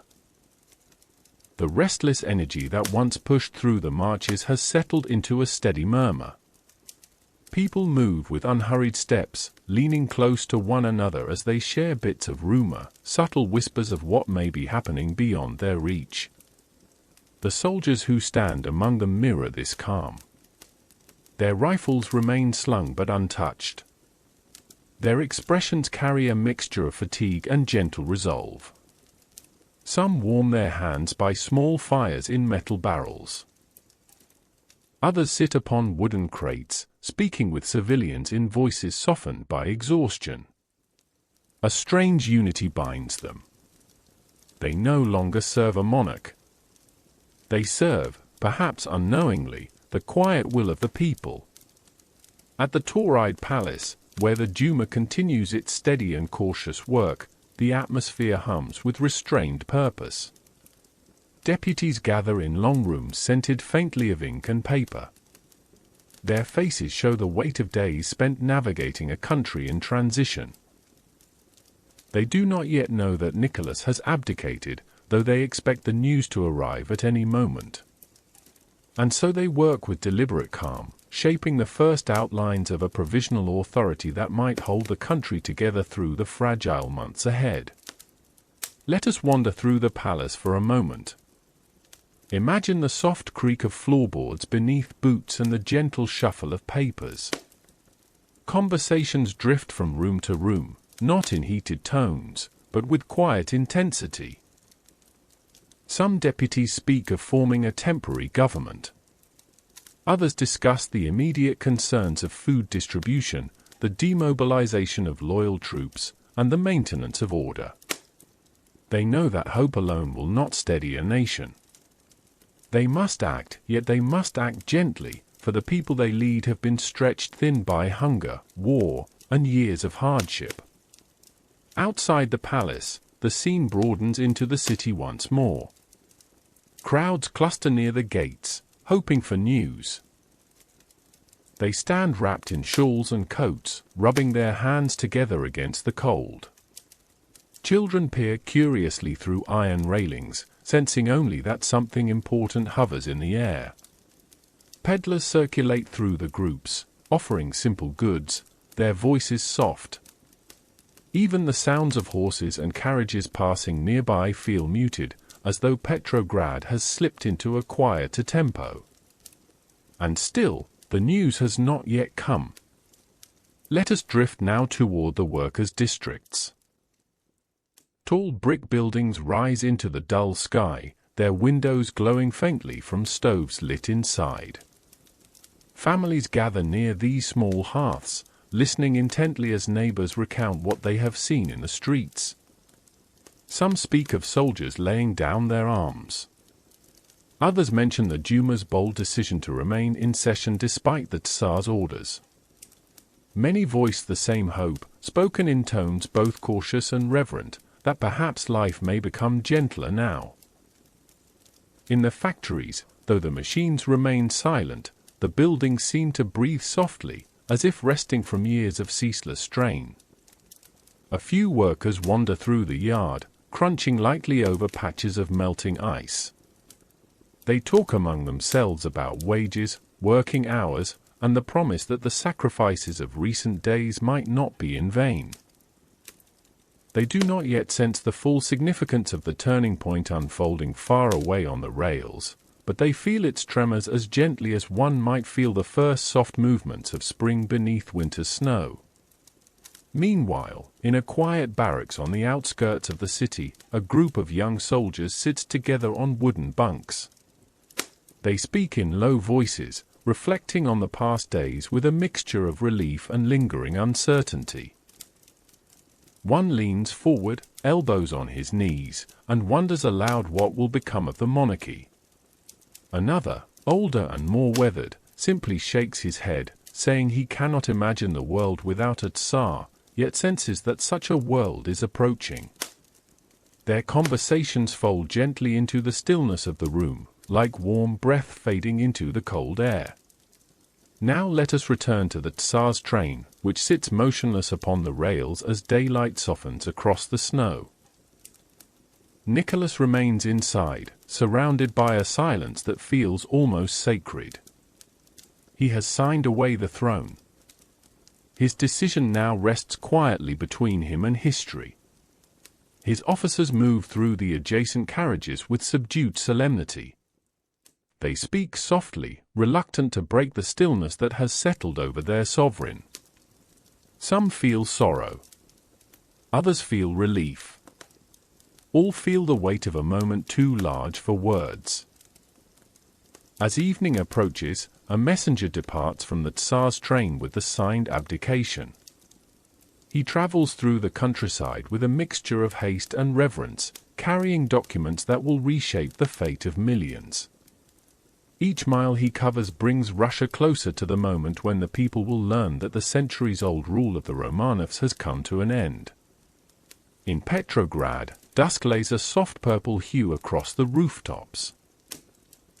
Fires flicker in the streets once more, their warm glow reflecting in puddles of melted snow. People continue to gather, their voices rising in gentle tones as they share food, warmth, and fragile expectations. The city feels as if it stands at the edge of a long night, waiting for dawn to reveal the shape of a new world. And though they do not yet know it, the next day will bring news that will ripple quietly through every street, every whisper, every beating heart. Part 12. The news that changed the air. As we drift softly into Part 12, let the quiet around us open like a slow sunrise. A single piece of news is making its way toward Petrograd, carried across snowy rails and winter-worn villages, moving steadily and gently, much like the unfolding of dawn itself. The Tsar has abdicated. A signature written in the quiet of a dim railway carriage now holds the weight of an entire empire's future. And yet, in Petrograd, the people still move through their day unaware of the momentous shift already sealed in ink. I walk with you again as background historian, guiding you into the tender morning when word of the abdication first reached the city, not as thunder, but as a soft and settling breeze. Imagine the city at dawn. A faint, pale light stretches across rooftops and chimneys. The snow glimmers as though brushed gently with silver. Smoke rises from early morning stoves, drifting slowly into the cold air. The people step into the streets wrapped in coats and shawls, their breath forming small clouds before them. They gather as they have for days, drawn together by uncertainty and hope. The crowds have grown larger but remain calm, as though the city has learned to breathe steadily through its unrest. Workers form small clusters near factory gates, speaking quietly of shortages and rumors that no longer shock them. Soldiers stand nearby with peaceful expressions, their rifles resting loosely against their shoulders. Women balance baskets against their hips, offering pieces of bread or warm tea to those who have gone without. Children cling to their parents, their eyes bright with curiosity. The mood is almost gentle now, softened by the strange unity that has woven itself through the city. No one yet knows that the Romanov dynasty has quietly ended. Let us follow the path of the messenger carrying the Tsar's abdication papers. He travels through the early hours with a sense of solemn urgency. His breath evaporates into the cold air as he crosses rural stations and wide stretches of countryside. Each stop brings him closer to Petrograd, closer to a city waiting unknowingly for the whisper of a new beginning. The tracks beneath him hum with the soft rhythm of movement. The landscape rolls by in gentle shades of white and grey. Back in Petrograd, the Tauride palace glows faintly in the rising light. Inside, deputies gather once more, their faces lined with fatigue but lit with purpose.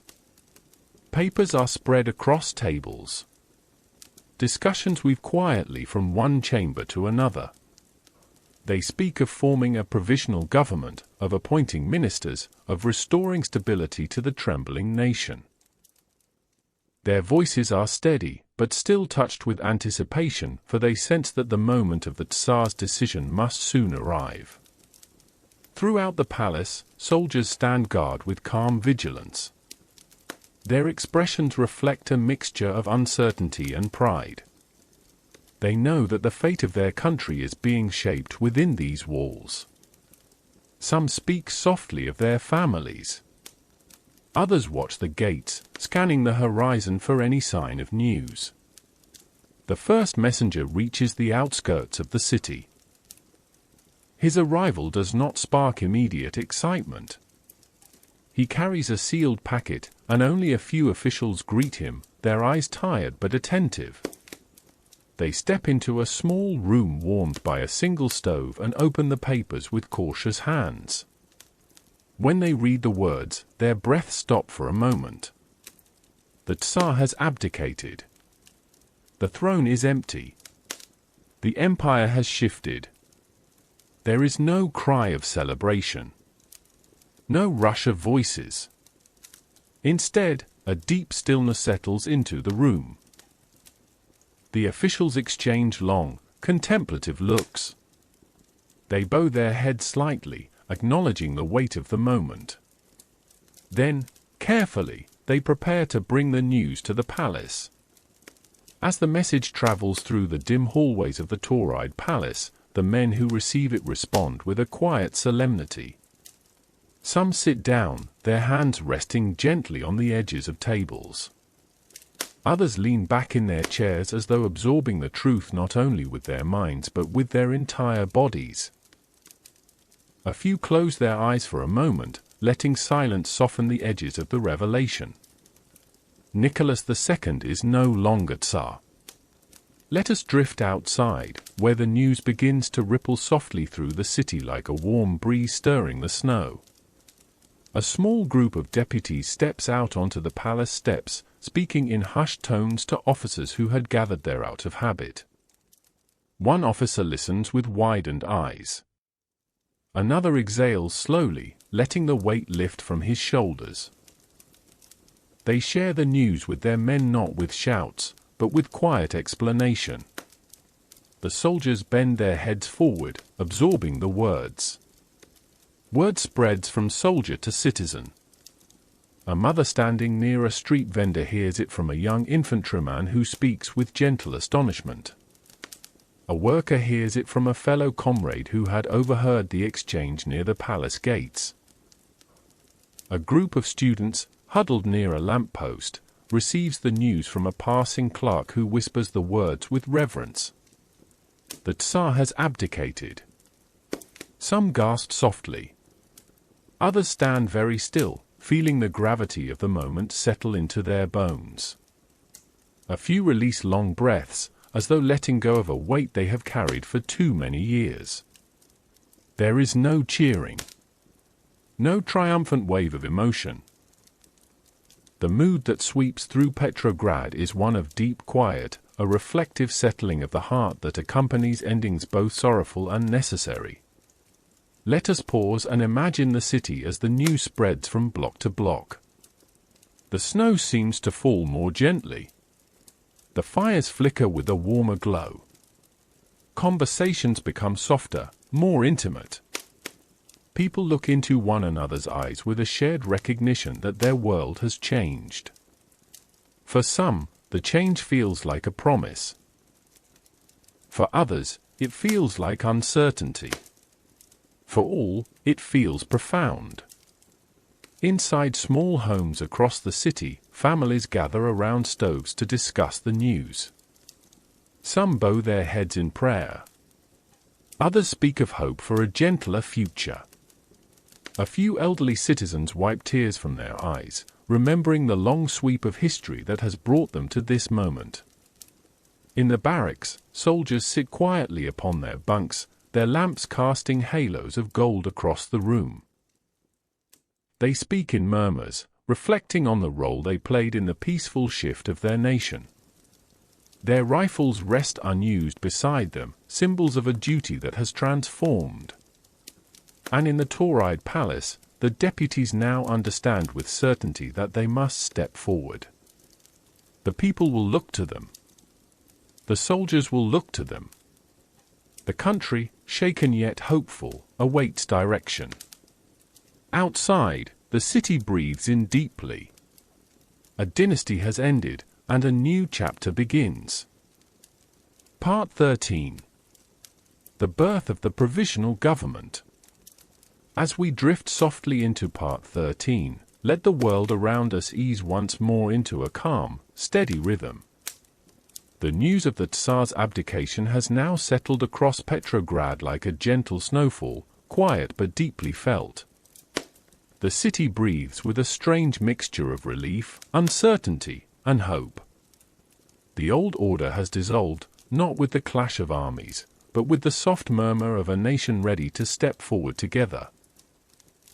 And in this delicate space between endings and beginnings, the people turn their eyes to those gathered within the walls of the Tauride palace.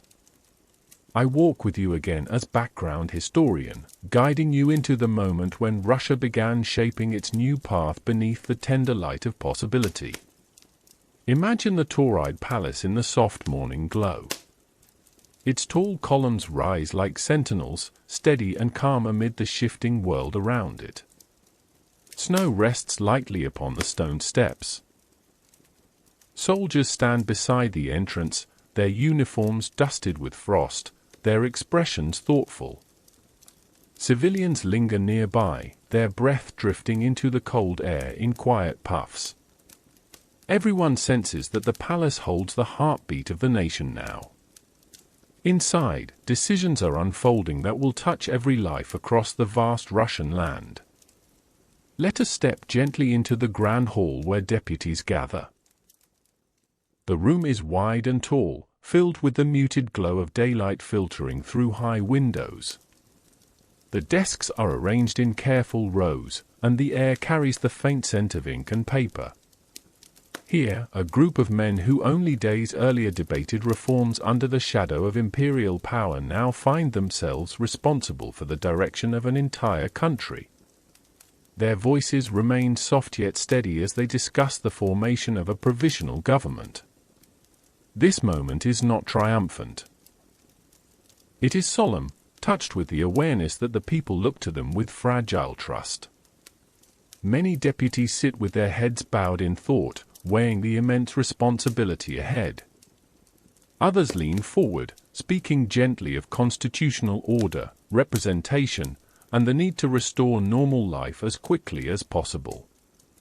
They understand that Russia stands at a crossroads. They must act with careful deliberation, for the future feels like a tender flame, easily extinguished if handled harshly. Across the palace, the corridors hum with purposeful movement. Officers deliver messages regarding the mood in the streets. Clerks bring stacks of documents and freshly penned notes. Delegates from workers' groups and soldiers' committees arrive with requests for peace, food, and fair labor conditions. The palace has become a living heart, pumping quiet intention through its many chambers. Let us drift into one of the smaller rooms where key figures gather to shape the first positions of the provisional government. Their discussions unfold with respectful gravity. They speak of appointing a prime minister, drafting a declaration of principles, forming ministries to oversee justice, war, finance, and industry. They know that every decision they make must reassure the population. The people must feel heard. The soldiers must feel supported. Stability must be restored gently, without force. For the role of Prime Minister, attention turns to Georgy Lvov, a mild-mannered and widely respected nobleman known for his fairness and commitment to public service. He accepts the responsibility with quiet humility, aware that the path ahead will require both strength and a listening heart. Around him gather other important figures, some experienced in law, others in public administration. Together, they begin shaping the framework of a government that will steer Russia through a time of profound change. Back outside, word drifts through Petrograd that the Duma is forming a new government. The news spreads in gentle waves, carried by breath and murmured conversations. A woman standing near a bakery pauses to listen as a soldier explains that the country now has a temporary leadership representing the people rather than the throne. She clutches her shawl tighter and nods slowly, taking in the significance.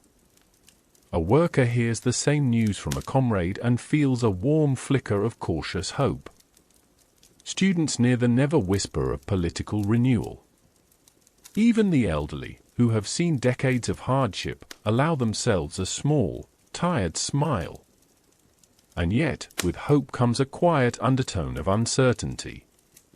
What does this new government mean for food distribution? For wages? For the war still raging beyond Russia's borders? For the long-neglected promises of land reform? These questions drift through the air like snowflakes, settling into every conversation. Let us wander now into a barracks where soldiers sit together on wooden bunks. They speak in low voices about the proclamation expected from the Duma. Some express relief that chaos has been avoided. Others worry that the new government will not fully represent the common people. A few remain cautious, sensing that true change requires more than the signing of documents. Even so, the overall mood remains calm, reflective, touched with a shared understanding that a peaceful transition has already begun. The provisional government, once formally announced, issues its first declarations. They promise civil liberties. They promise freedom of speech and assembly. They promise the abolition of discrimination rooted in class or religion.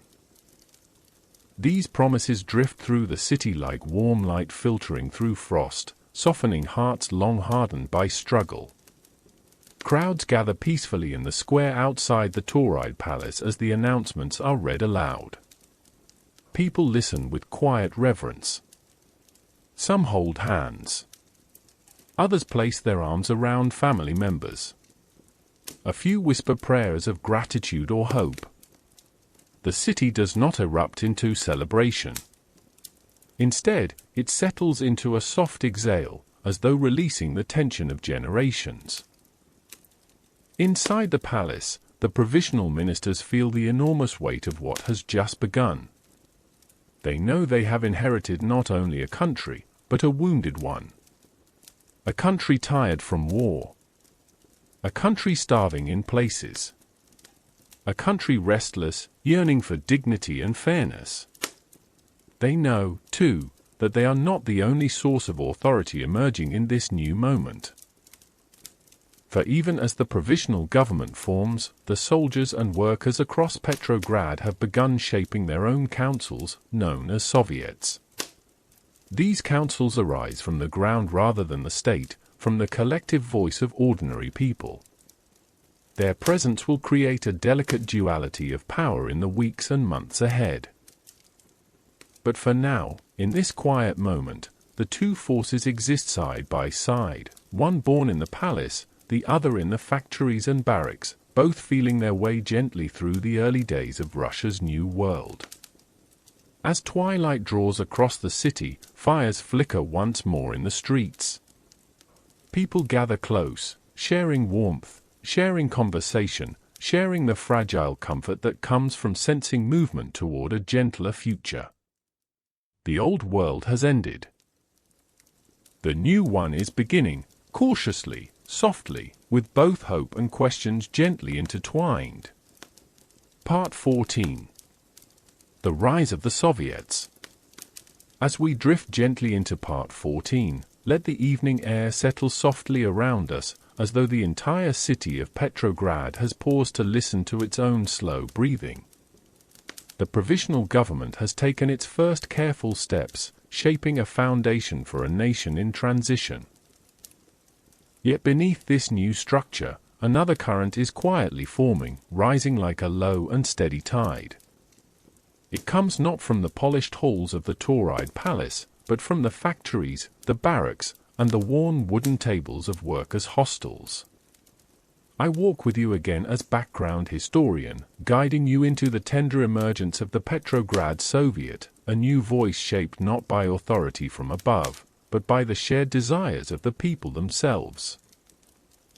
Imagine Petrograd now in the soft embrace of a late winter afternoon. The sun hangs low, casting long shadows across the city's winding streets. The snow has thinned in places, revealing patches of stone and earth beneath.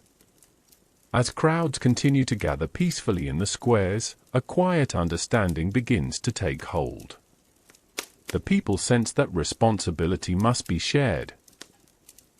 They feel, too, that those who have risen alongside them, who have marched in the cold for bread and fairness, must also help shape the future that waits patiently on the horizon. Inside the factories, conversations grow more organized. Workers sit on benches, their hands still rough from years of labor, speaking gently about the need for representation that speaks not from distant chambers, but from the lived experience of toil and hardship. They talk of hours, wages, and safety. They talk of families and the cost of war. And slowly, they begin electing representatives to carry their voices forward. In the barracks, a similar awakening unfolds. Soldiers, weary from the front and newly united with the people, speak in low murmurs about responsibility and fairness. They understand that the provisional government seeks to restore order and stability, but they also feel the need for their own council, a place where soldiers' voices can be heard without fear of hierarchy or punishment. They elect delegates with calm purpose, choosing men whose hearts reflect their own quiet hopes. These elected workers and soldiers begin gathering in a large building near the Tauride palace. The structure is unadorned, practical, and filled quickly with rows of wooden benches. It is here that the Petrograd Soviet of Workers and Soldiers Deputies begins to take shape, not with ceremony, but with the soft murmur of hundreds of voices coming together in shared purpose. Let us drift now into one of those early meetings. The room is packed, the air warm from the breath of so many people pressed together. Lanterns cast a gentle glow over the benches. Some delegates sit with their coats still wrapped tight, shivering from the cold outside. Others lean forward with elbows on their knees, listening intently to the speakers who rise with quiet determination. There is no sense of grandeur. No polished speeches. Only the slow, steady articulation of longing and purpose. A worker stands, his voice soft but firm, describing the conditions in the factories. A soldier follows, speaking humbly of the hardships at the front and the need for better treatment of the men who risk their lives each day. Another representative describes the hunger in the city and the urgency of finding fair distribution for food supplies. The Soviet does not seek to overthrow the provisional government. Not yet. Instead, it seeks to provide a guiding presence, a voice drawn directly from the ground. The two powers emerging in Petrograd now move side by side, like twin streams that have not yet merged but flow gently toward the same uncertain sea. Meanwhile, the provisional government continues its work with deliberate care. Ministers gather in thoughtful meetings, drafting declarations, organizing committees, and considering how to stabilize a land stretched thin by years of strain. They speak frequently of cooperation with the Soviet, understanding that they cannot govern without the support of those who fill the factories and the barracks. Yet beneath this cooperation lies a delicate tension, soft but unmistakable.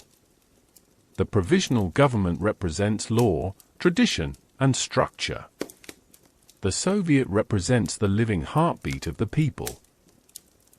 Their coexistence creates a quiet duality in the city, a sense that two centers of power now guide Russia, each with its own rhythm and purpose.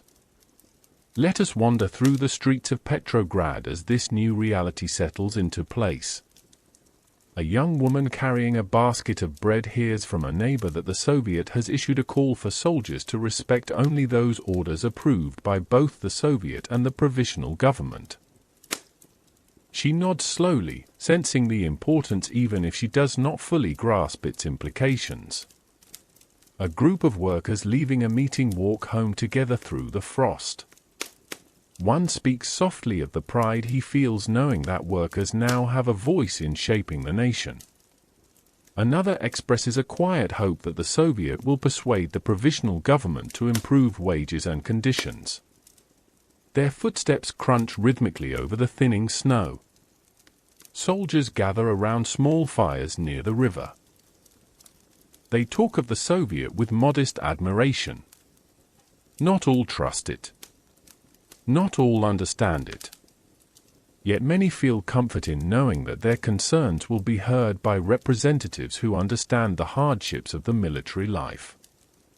For those who have endured the bitter winds of the front, this shared representation feels like a small light in a long night. Inside small homes across the city, families sit around stoves discussing the new development. They speak of the Soviet with curiosity and cautious hope. Some feel strengthened by the idea of workers and soldiers working together. Others worry about the potential for conflict between the new councils and the provisional government. But all sense that a new kind of power has risen, formed not by decree, but by collective breath. The dual authority that now rests over Petrograd does not roar or clash in these early days. Instead, it hums quietly, like two overlapping melodies weaving through the cold air. The people do not yet know where this shared leadership will lead. They only know that their voices, once faint, now echo within the halls of power. As evening settles gently across the city, candles and lanterns glow from windows and doorways. The fires flicker softly. The Soviet continues its meetings late into the night, delegates speaking with weary but determined tones as they shape the early resolutions that will guide their actions. The provisional government, too, works through the fading hours, preparing announcements that acknowledge the Soviets' rising influence. A peaceful balance holds, fragile but real, carried gently by the goodwill and difficult hope of millions. The old world is gone. Two new forces rise in its place, moving side by side into the still-forming dawn of Russia's future. Part 15. The gentle tension between two powers. As we drift softly into Part 15, let the evening settle around us like a warm, muted cloak. Petrograd now moves under the quiet weight of two rising authorities. The provisional government, shaped in the bright halls of the Tauride Palace, speaks of law, order, and the restoration of calm. The Petrograd Soviet, born from the breath and footsteps of workers and soldiers, speaks of representation, dignity, and the needs of the common people. Two voices in one city. Two centers of gravity. Two hopes for a nation stepping hesitantly into a new world. I walk with you again as background historian, guiding you gently into the early days of this delicate dual authority, when tension rose like a soft tide beneath a tranquil surface. Imagine Petrograd now under a sky painted with soft hues of lavender and grey. The last remnants of winter cling to the edges of rooftops, while thin trails of smoke rise from chimneys into the chilly air. The city seems calm, yet beneath this calm, a quiet uncertainty hums. People move through the streets with slow and thoughtful steps, sensing that something important is shifting, even if they cannot quite name what it is. Inside the Tauride palace, the provisional government works tirelessly. Ministers gather around long tables, their faces lined with fatigue. Papers pass between hands. Lamps cast gentle halos of light upon maps and documents. They discuss the stabilization of food supplies, the reorganization of government ministries, and the need to reassure a population that has known too much hardship for too long. Their voices remain steady, but beneath that steadiness lies a quiet worry. For they know they do not hold the full loyalty of the soldiers. They know the factories look not to them alone for guidance. Let us drift through one of these meetings. Imagine a small group of ministers standing near a window, the pale light of day touching their faces. They speak softly of the Soviets' increasing influence. One expresses concern that the Soviets' directives, especially regarding the obedience of soldiers, may undermine the government's authority. Another acknowledges that the people trust the Soviet in ways they do not yet trust the ministers. A third sighs deeply, understanding that cooperation will require patience, humility, and a willingness to compromise. Yet even amid these concerns, the provisional government feels a growing sense of purpose. They believe that through careful coordination, they can guide Russia into a stable and democratic future. They draft declarations that affirm civil liberties, religious freedom, and rights long denied under imperial rule. They see themselves as stewards of transition, not rulers, and this softens their approach in meaningful ways. Meanwhile, inside the chambers of the Petrograd Soviet, a different kind of energy flows. The building hums with the voices of workers and soldiers who sit upon wooden benches, their rough hands folded, their boots resting heavily on the floors. They speak not in legal language, but in the simple, direct expressions of daily life. Their concerns revolve around bread rations, working hours, fair treatment for soldiers, and the continuation of the war. They do not aim to replace the provisional government, at least not yet, but they do intend to shape the life of the nation from the ground up. The Soviets' most significant early decision is an instruction known as Order No. 1. Let us pause and feel the quiet power of this moment. Delegates, weary from hours of discussion, gather to vote on the measure. The air is warm and thick with expectation. Soldiers lean forward on their benches, listening intently. When the order passes, they feel something shift within them, something small but profound. Order No. 1 states that soldiers should obey the provisional government only if its orders do not contradict the directives of the Soviet. It also affirms soldiers' rights, promising more humane treatment and the abolition of certain strictures of imperial discipline. This decision does not ring out like a trumpet. It passes into existence like a soft current beneath the surface of still water. Yet it changes everything. In the barracks across Petrograd, soldiers gather to read the order posted on walls and doors. Their voices remain low, thoughtful.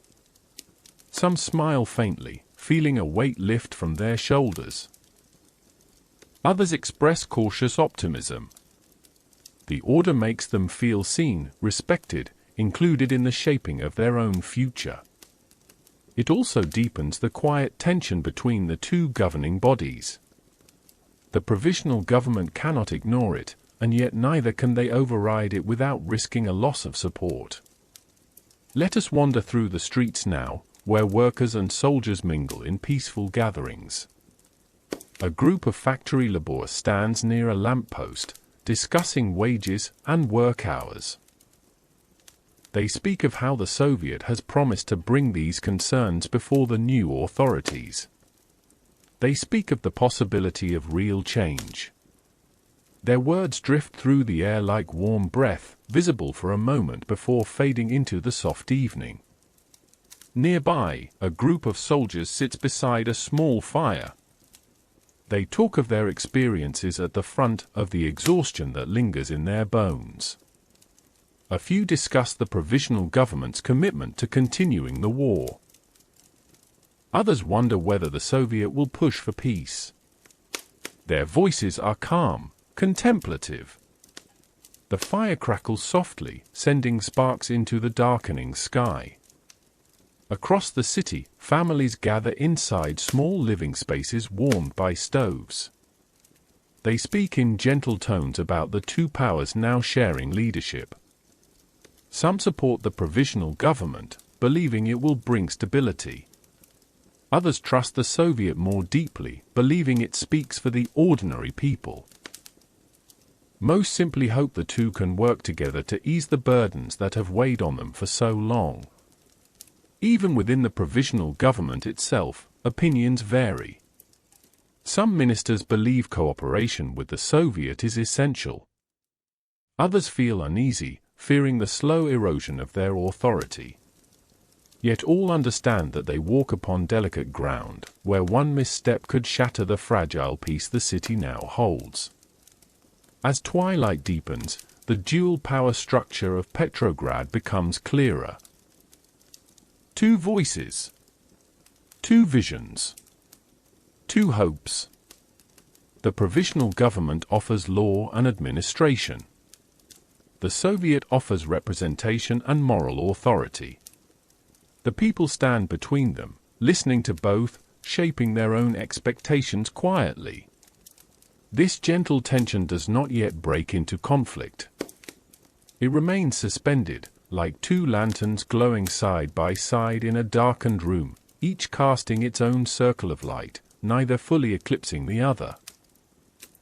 Petrograd continues to breathe peacefully, its people moving with slow, steady steps through the days, trusting that hope, however fragile, may still guide them forward.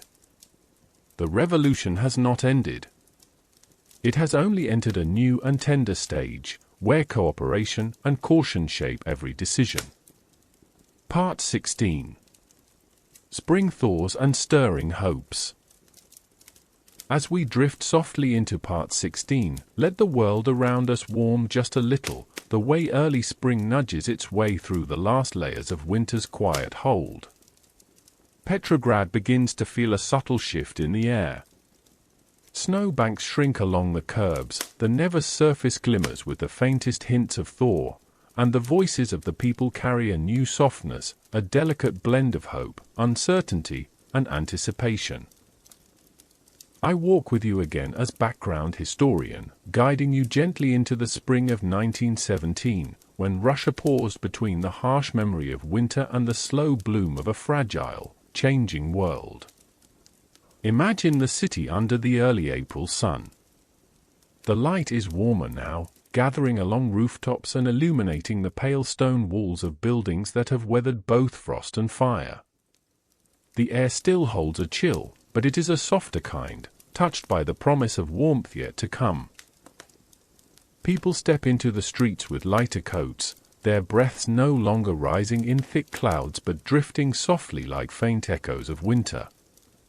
This seasonal shift mirrors the quiet emotional thaw spreading through the city. Where once fear filled the streets, now curiosity takes its place. Where desperation once guided the people's footsteps, now a gentler form of purpose begins to grow.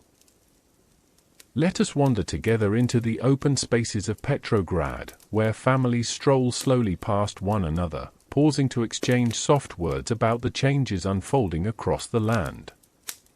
Women speak of the promise of better food supplies. Workers discuss new rights whispered about in the factories. Soldiers, resting between assignments, speak of reforms, of dignity, and of being treated no longer as instruments of war but as human beings whose voices hold weight. In the Tauride palace, the provisional government continues its cautious work. Ministers gather around polished tables that reflect the growing daylight. Their conversations revolve around stabilizing industry, managing grain distribution, and navigating the delicate relationship with the Petrograd Soviet. They speak of elections to come, hoping the future will be shaped by peaceful participation rather than uprising or unrest. Their tone remains steady, their goals respectable, yet a quiet tension lingers beneath their efforts. The provisional government struggles with one matter above all others: the war. The Great War, long a distant roar heard through telegrams and military reports, continues to drain the nation. Soldiers remain on the front lines, weary and longing for peace. The provisional government feels committed to honoring Russia's alliances, believing that stepping away from the conflict might undermine their fragile legitimacy. And so they prepare to continue the war effort, even as the nation's patience thins. Let us drift into a meeting room where ministers speak of this decision.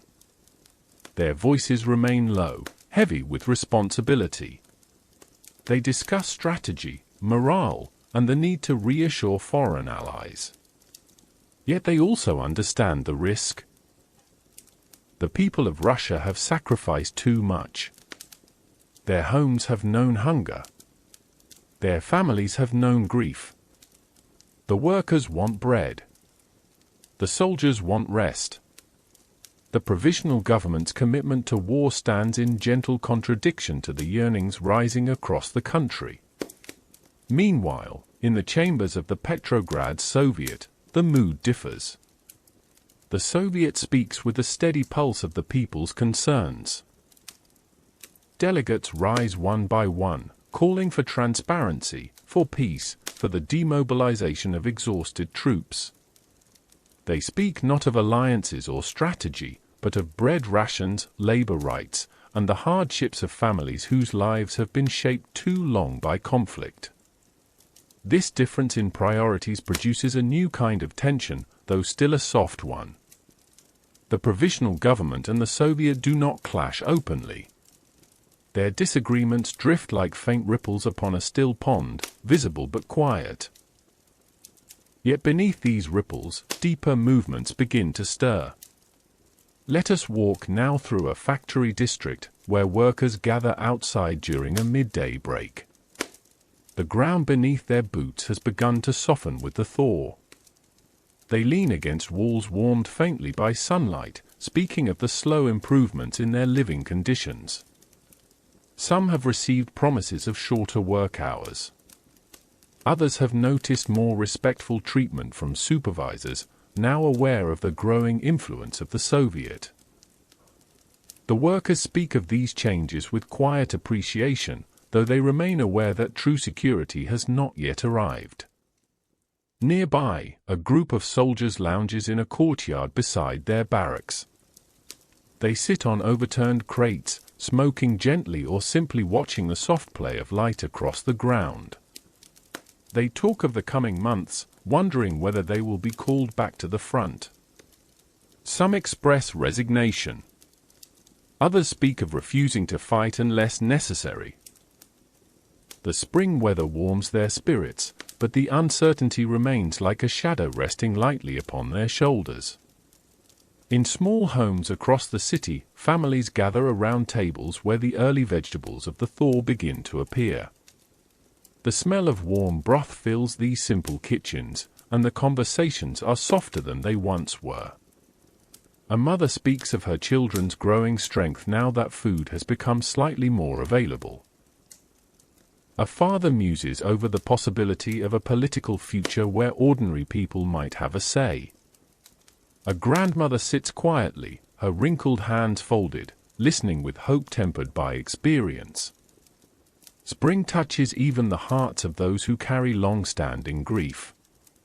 People who lost loved ones to war or hunger find themselves stepping into the sunlight with a cautious sense of renewal.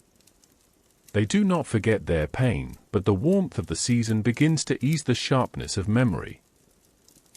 Yet, even as hopes rise, deeper voices stir beneath the surface.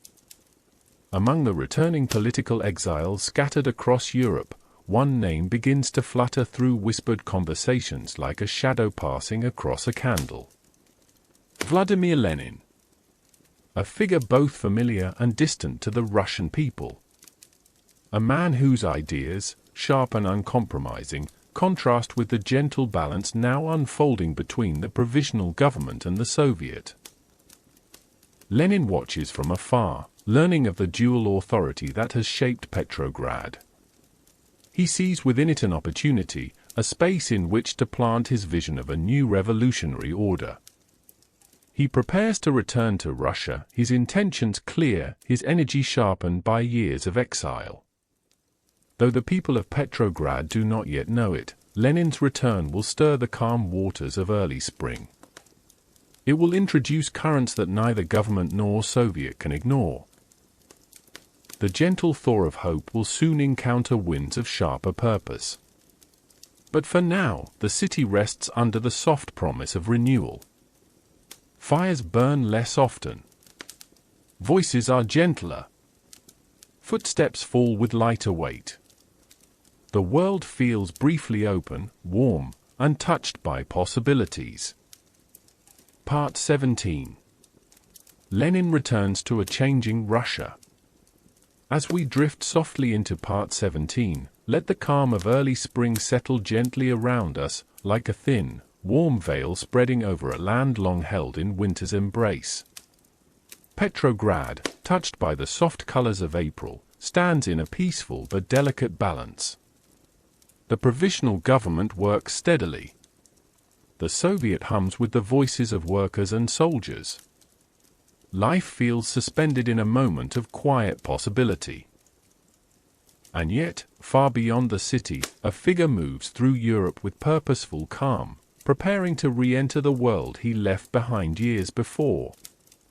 I walk with you again as background historian, guiding you into the quiet yet profound moment when Vladimir Lenin returns to a Russia already reshaped by revolution, but not yet settled in its new identity. Imagine Petrograd early in April.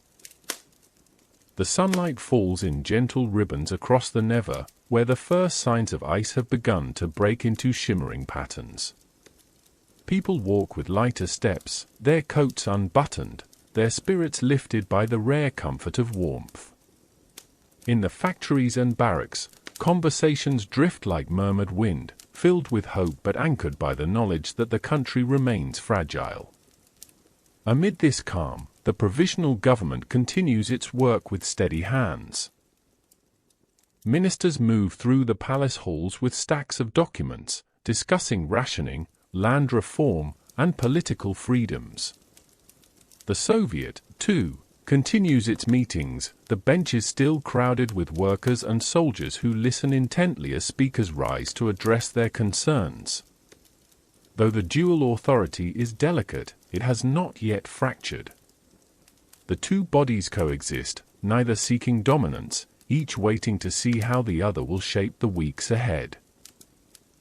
And then, like a faint ripple upon still water, a whisper begins to move through the city. Lenin is returning. For many, the name stirs curiosity more than fear. Lenin has been in exile for years. He is known among political circles, but to the ordinary people of Petrograd he remains something of a shadowed figure, an advocate for deep and uncompromising revolution. His ideas, long carried in pamphlets and quiet discussions, speak not of gradual reform but of sweeping change. For some, this is a promise. For others, a warning. Let us step far beyond Petrograd now, to a train traveling across Europe under the early spring sun. Inside one of its modest compartments sits Lenin, his posture composed, his eyes alert, his mind sharp with purpose. He watches the passing villages and fields with a quiet intensity, the rhythm of the rails echoing the steady beat of his thoughts. He has followed the revolution from abroad with great attention, reading every report, analyzing each shift in authority. And he has drawn one conclusion: the job is not yet done. He believes the provisional government represents not freedom, but a continuation of the old order in gentler form. He believes the Soviet holds the true spirit of the revolution. And he believes Russia must not merely reform, but transform entirely. As the train carries him closer to home, he prepares the words he will speak upon arrival, words that will stir the calm air of Petrograd like a sudden gust of wind. Let us drift now into the city once more, where the news of his imminent return reaches the Soviet. Delegates pause. Some exchange uneasy glances. Others lean back in thoughtful silence. Lenin is known for his clarity, his conviction, and his refusal to soften his ideas for ease or comfort. His arrival will bring energy, yes, but also tension, for his vision of revolution reaches beyond the careful cooperation now holding Petrograd together. Meanwhile, the provisional government learns of his return with quiet apprehension.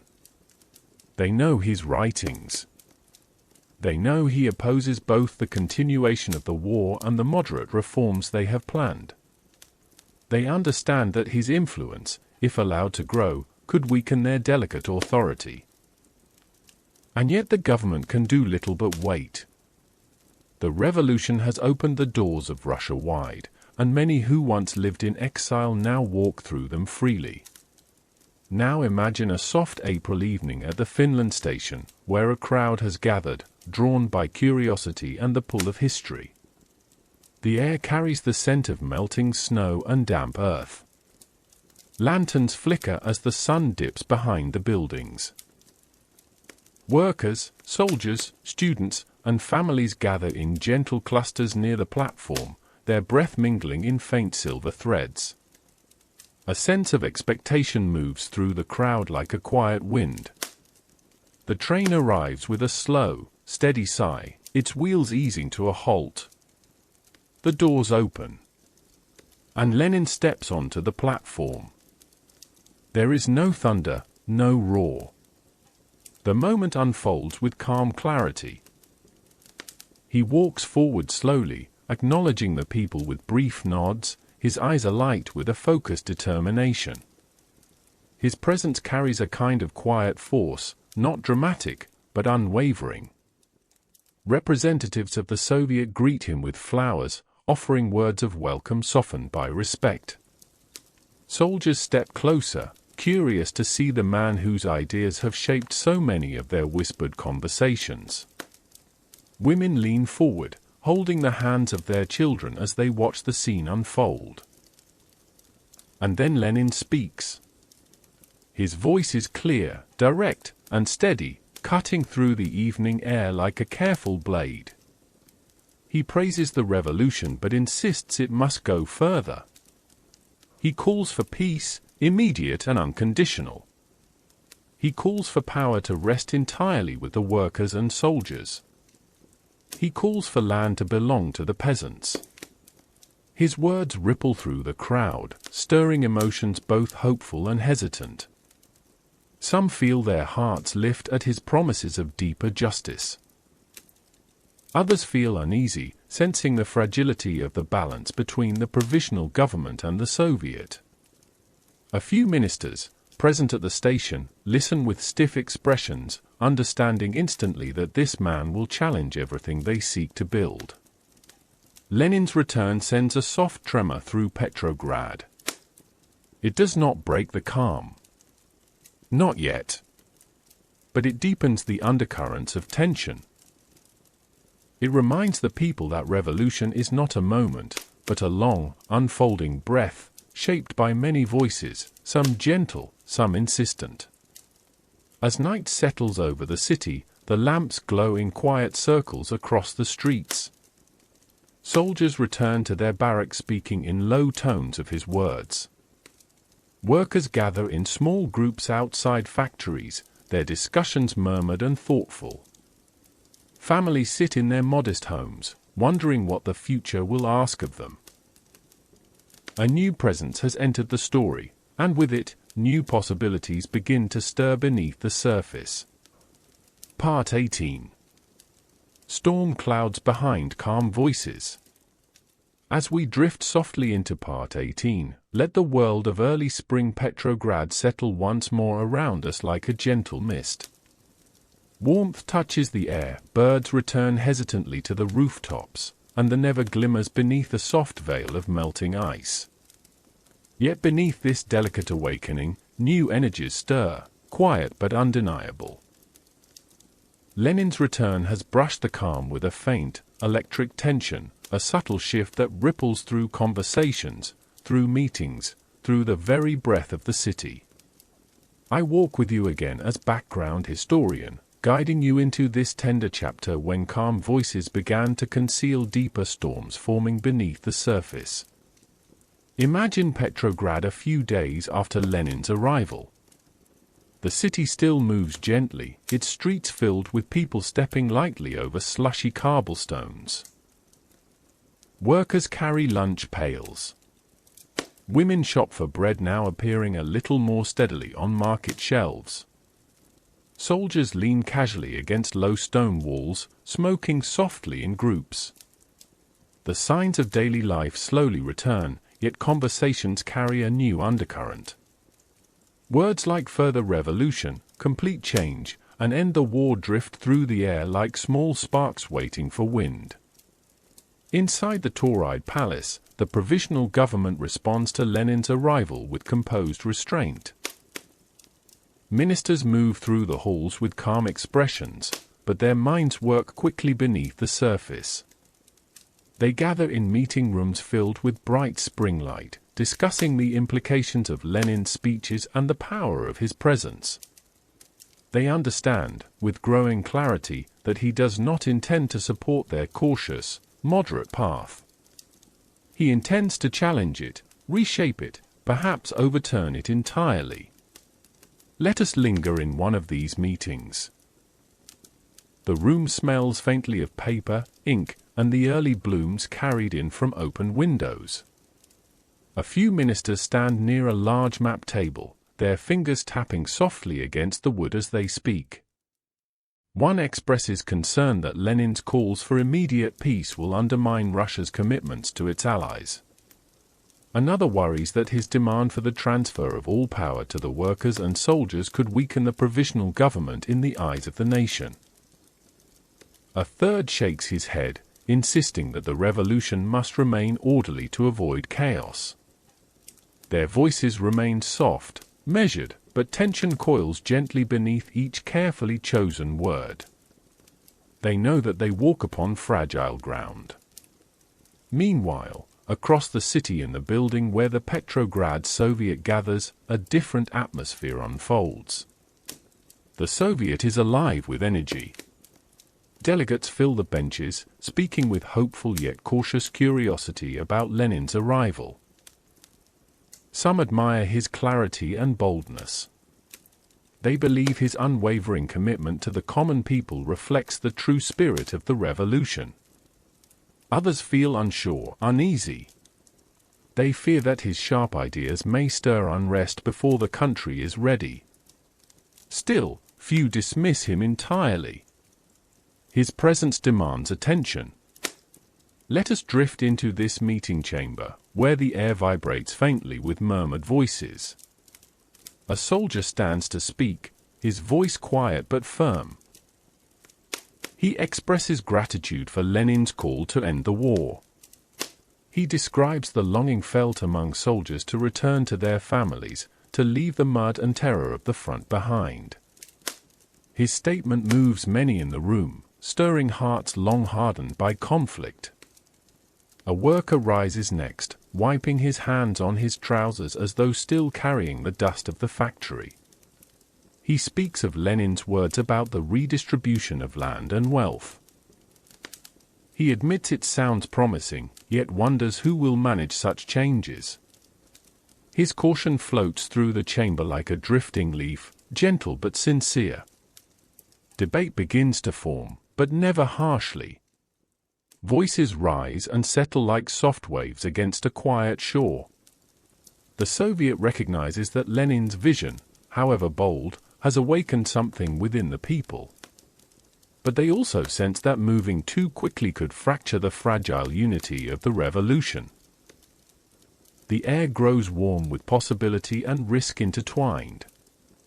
Outside these meeting rooms, life in Petrograd continues with a kind of suspended grace. Let us walk now through a row of shops where vendors stand behind wooden counters, their goods displayed neatly despite the lingering shortages. Customers move slowly through the aisles, stopping often to share soft conversations about the changes unfolding. A woman selecting potatoes murmurs to a friend that she hopes Lenin's ideas bring peace soon, for her husband has been away at the front for too long. A young man overhears and nods gently, but mentions that his father worries about further upheaval. These quiet exchanges gather like threads across the city, weaving together a tapestry of anticipation and uncertainty. Let us wander next into a modest apartment near the river, where a family gathers around a table lit by a single lamp. The parents sit with their children as they eat a simple meal. The conversation drifts to Lenin. The father speaks softly of his writings, describing the boldness of his ideas. The mother listens, stirring the soup with a slow, reflective motion. She wonders aloud whether such bold change will bring peace or simply a new kind of struggle. Their children listen with wide eyes, sensing the importance of the conversation even if they do not understand its details. As the city absorbs Lenin's ideas, the provisional government feels pressure to clarify its own stance. Ministers issue statements affirming their commitment to democracy, to responsible governance, and to continued involvement in the war. They speak with gentle firmness, reminding the people that stability must come through careful reform, not sudden upheaval. Their words are calm, intended to reassure, yet a quiet unease moves beneath the surface. Meanwhile, Lenin delivers more speeches. He writes letters to supporters. He meets with Bolshevik leaders in small, dim rooms where the air hangs heavy with candle smoke. His words remain unwavering, sharp with purpose. He insists the provisional government cannot bring true change. He insists the people must seize power fully. His voice, though still in the minority, begins to echo farther with each passing day. This growing contrast creates pockets of tension across the city, soft but gathering strength like distant storm clouds. Some neighborhoods lean toward Lenin's promises of swift transformation. Others cling to the provisional government's steady, careful path. Yet Petrograd does not fracture. Not yet. The warmth of spring keeps tempers low, and the memory of the peaceful February uprising remains strong in the people's hearts. Let us linger once more at the banks of the Neva, where the water moves gently now, no longer locked in winter's hold. Soldiers stroll here during their breaks, shoulders relaxed. Workers sit on low stone walls, letting the sunlight warm their hands. Families take leisurely walks. The city still feels calm, still feels hopeful, even as deeper currents begin to shift beneath its tranquil surface. Storm clouds gather slowly behind quiet voices. None yet know how quickly they will grow. Part 19. The Summer of Strains and Softening Unity. As we drift softly into Part 19, let the gentle warmth of late spring and early summer settle over Petrograd like a slow exhale. The thaw has fully lifted now. Streets glisten, no longer from melting snow but from the pale gold of long northern daylight stretching well into the night. The air carries a mildness that invites people outdoors, where conversations stretch unhurriedly through the lengthening evenings. Yet beneath this peaceful glow, the currents of the revolution move more quickly now, winding beneath the calm surface like deep river streams shaping the future with subtle but powerful force. I walk with you again as background historian, guiding you through this tender, trembling season when hope and strain blended softly into one another.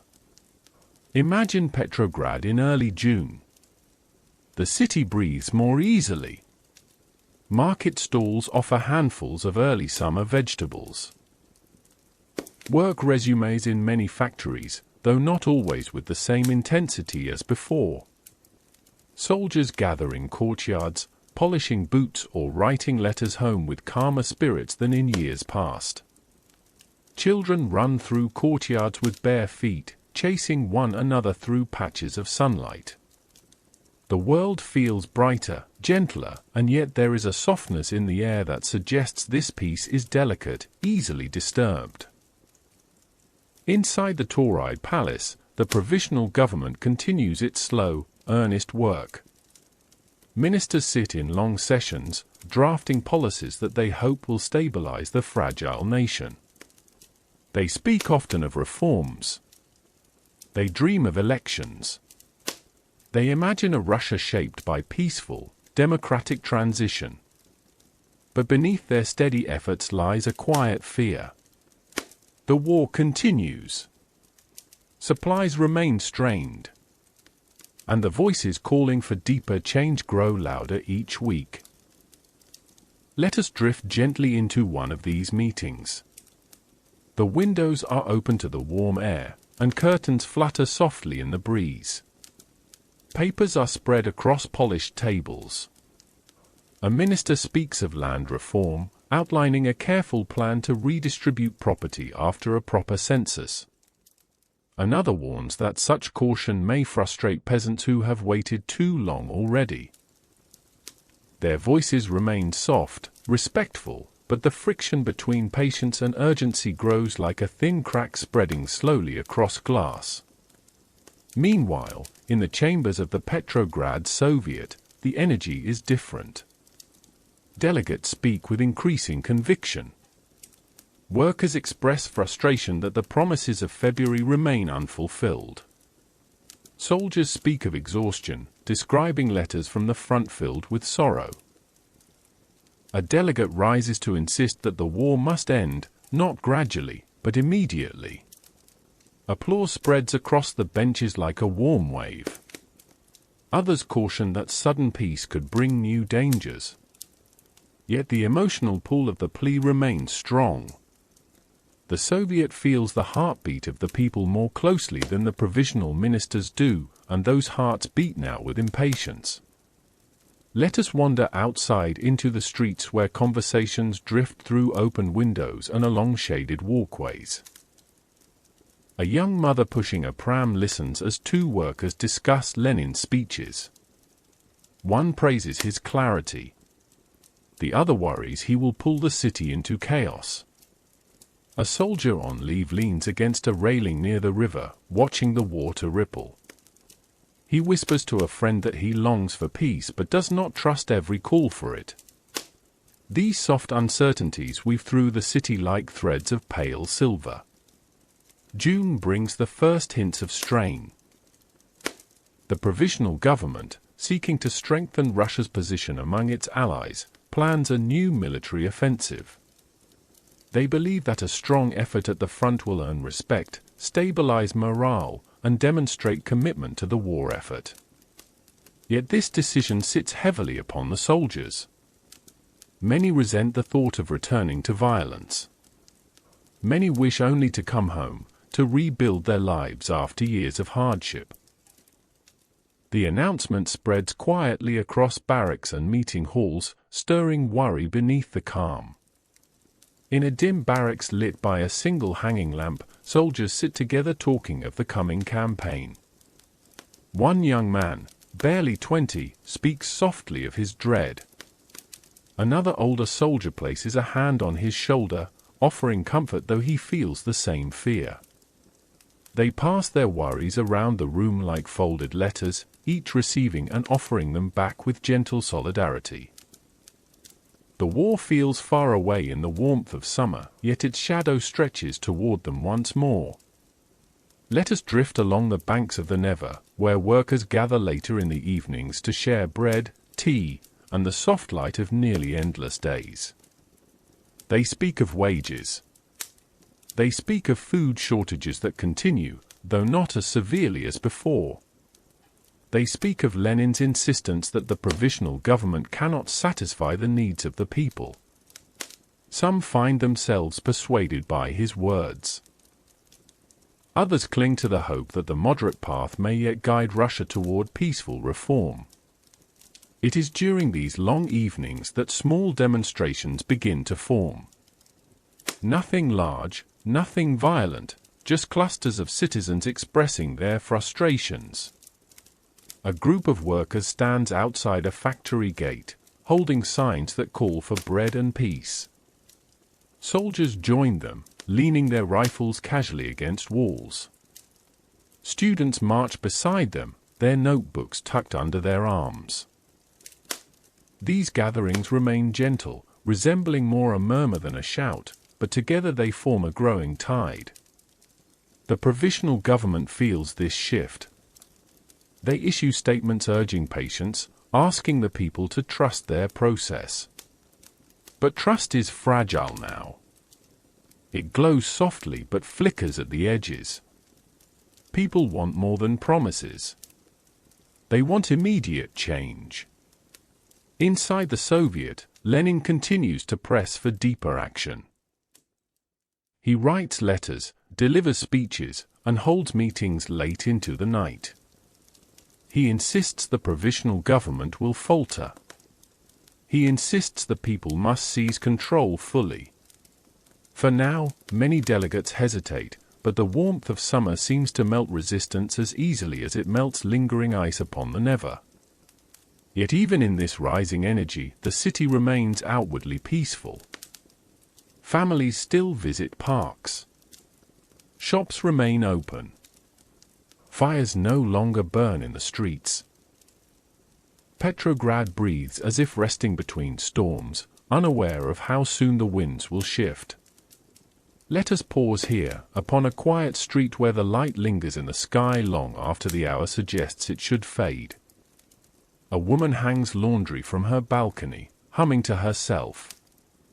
A child sleeps safely in a cradle. A soldier walks home slowly, shoulders heavy but heart yearning for calm.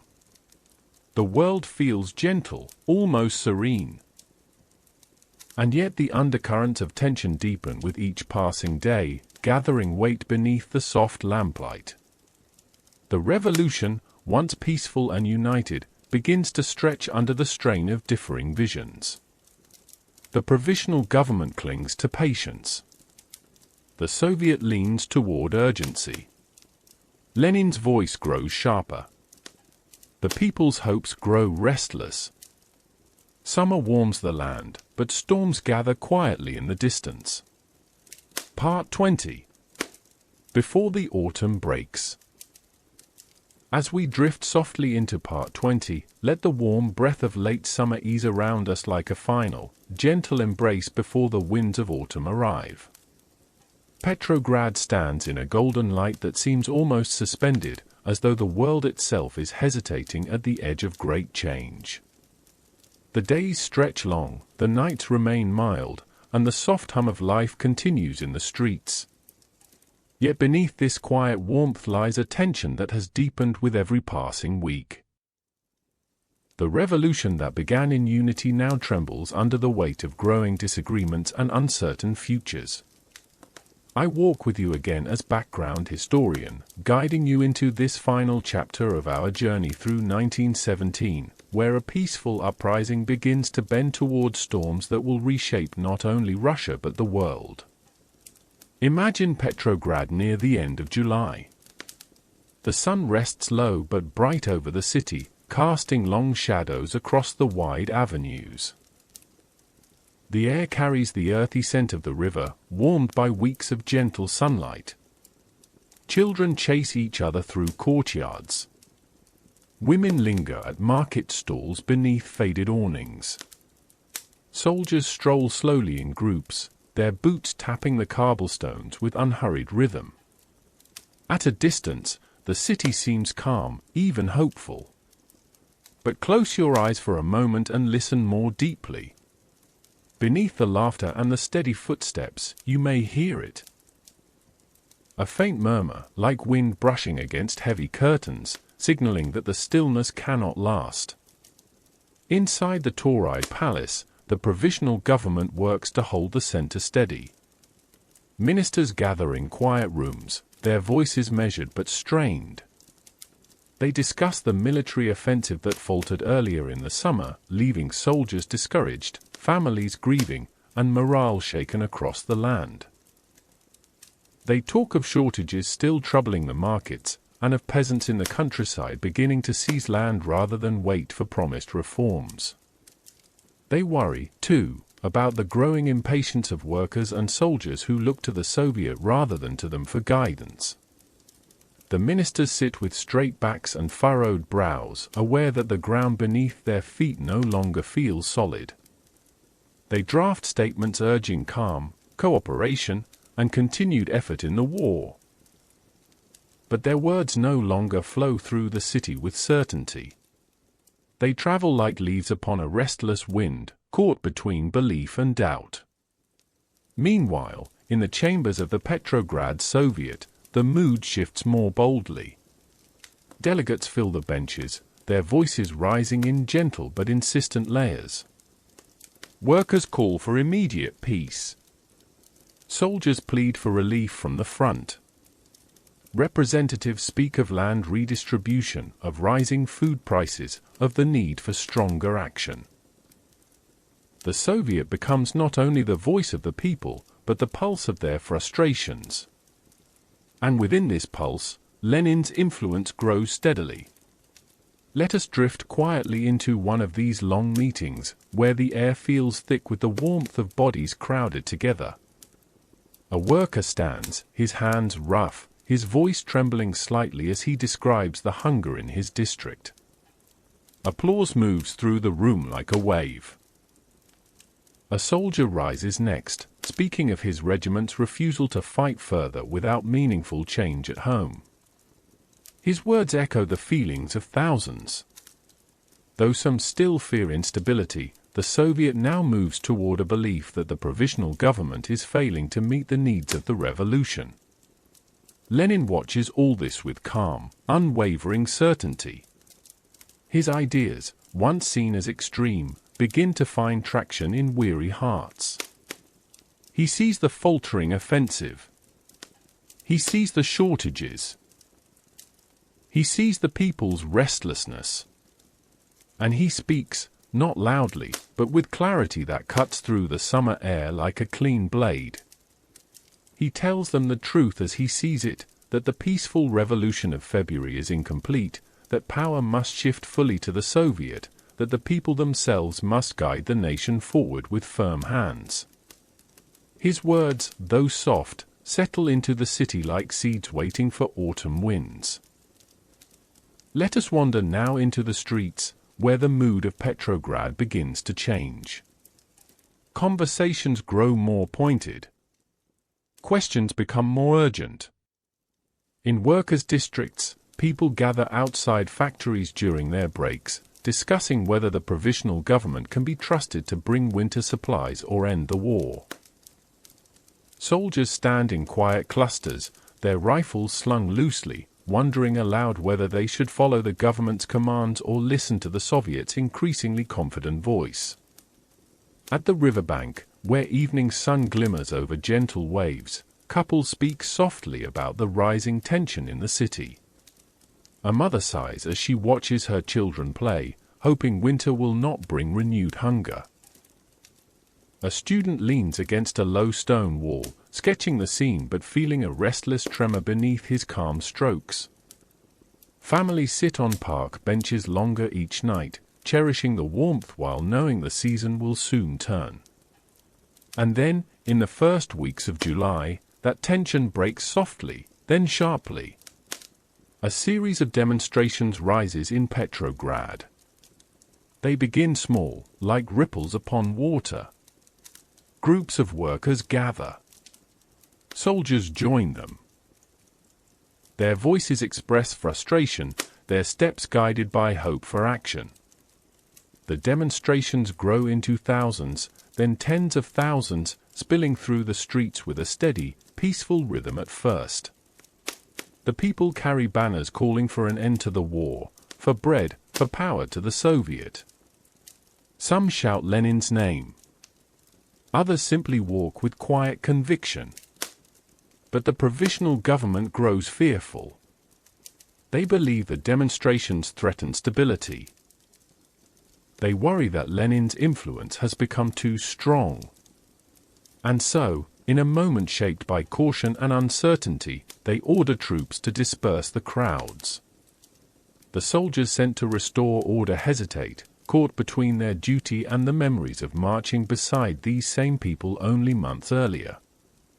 Yet the pressure from above is intense. Shots are fired. Panic ripples through the demonstrations. People scatter, not in anger, but in fear. The violence is not widespread, but it breaks something delicate within the city's unity. A soft, fragile trust shatters. In the aftermath, the streets feel different. The sun still shines, but its warmth carries a chill beneath it. The provisional government arrests Bolsheviks. They issue statements accusing Lenin of trying to seize power prematurely. Lenin, sensing danger, flees Petrograd quietly, slipping away into hiding. His absence creates a strange hollow in the movement, yet his ideas remain in the air like a quiet, lingering echo. Petrograd enters late summer with a new unease. The revolution that once felt like a peaceful promise now feels uncertain, tender, and strained. Families continue their daily routines, but with cautious hearts. Soldiers remain loyal, but with worn patience. Workers maintain hope, yet feel the weight of disappointment beginning to settle. As August approaches, the city stands at the threshold of shifting seasons. The warmth of summer holds fast for a moment longer, but autumn waits just beyond the horizon, ready to bring colder winds, sharper questions, and decisions that will shape the fate of the revolution. As our long and gentle journey through the Russian Revolution of 1917 comes to a close, let the world around us ease once more into a soft and restful quiet. We have walked together through winter winds and thawing spring air, through whispered unrest and hopeful gatherings, through the gentle rise of unity and the slow, shifting currents that reshaped a vast and trembling nation. Now, in this final moment, I invite you to settle comfortably, breathe slowly, and let the story you have heard drift like a faint echo into the calm of night.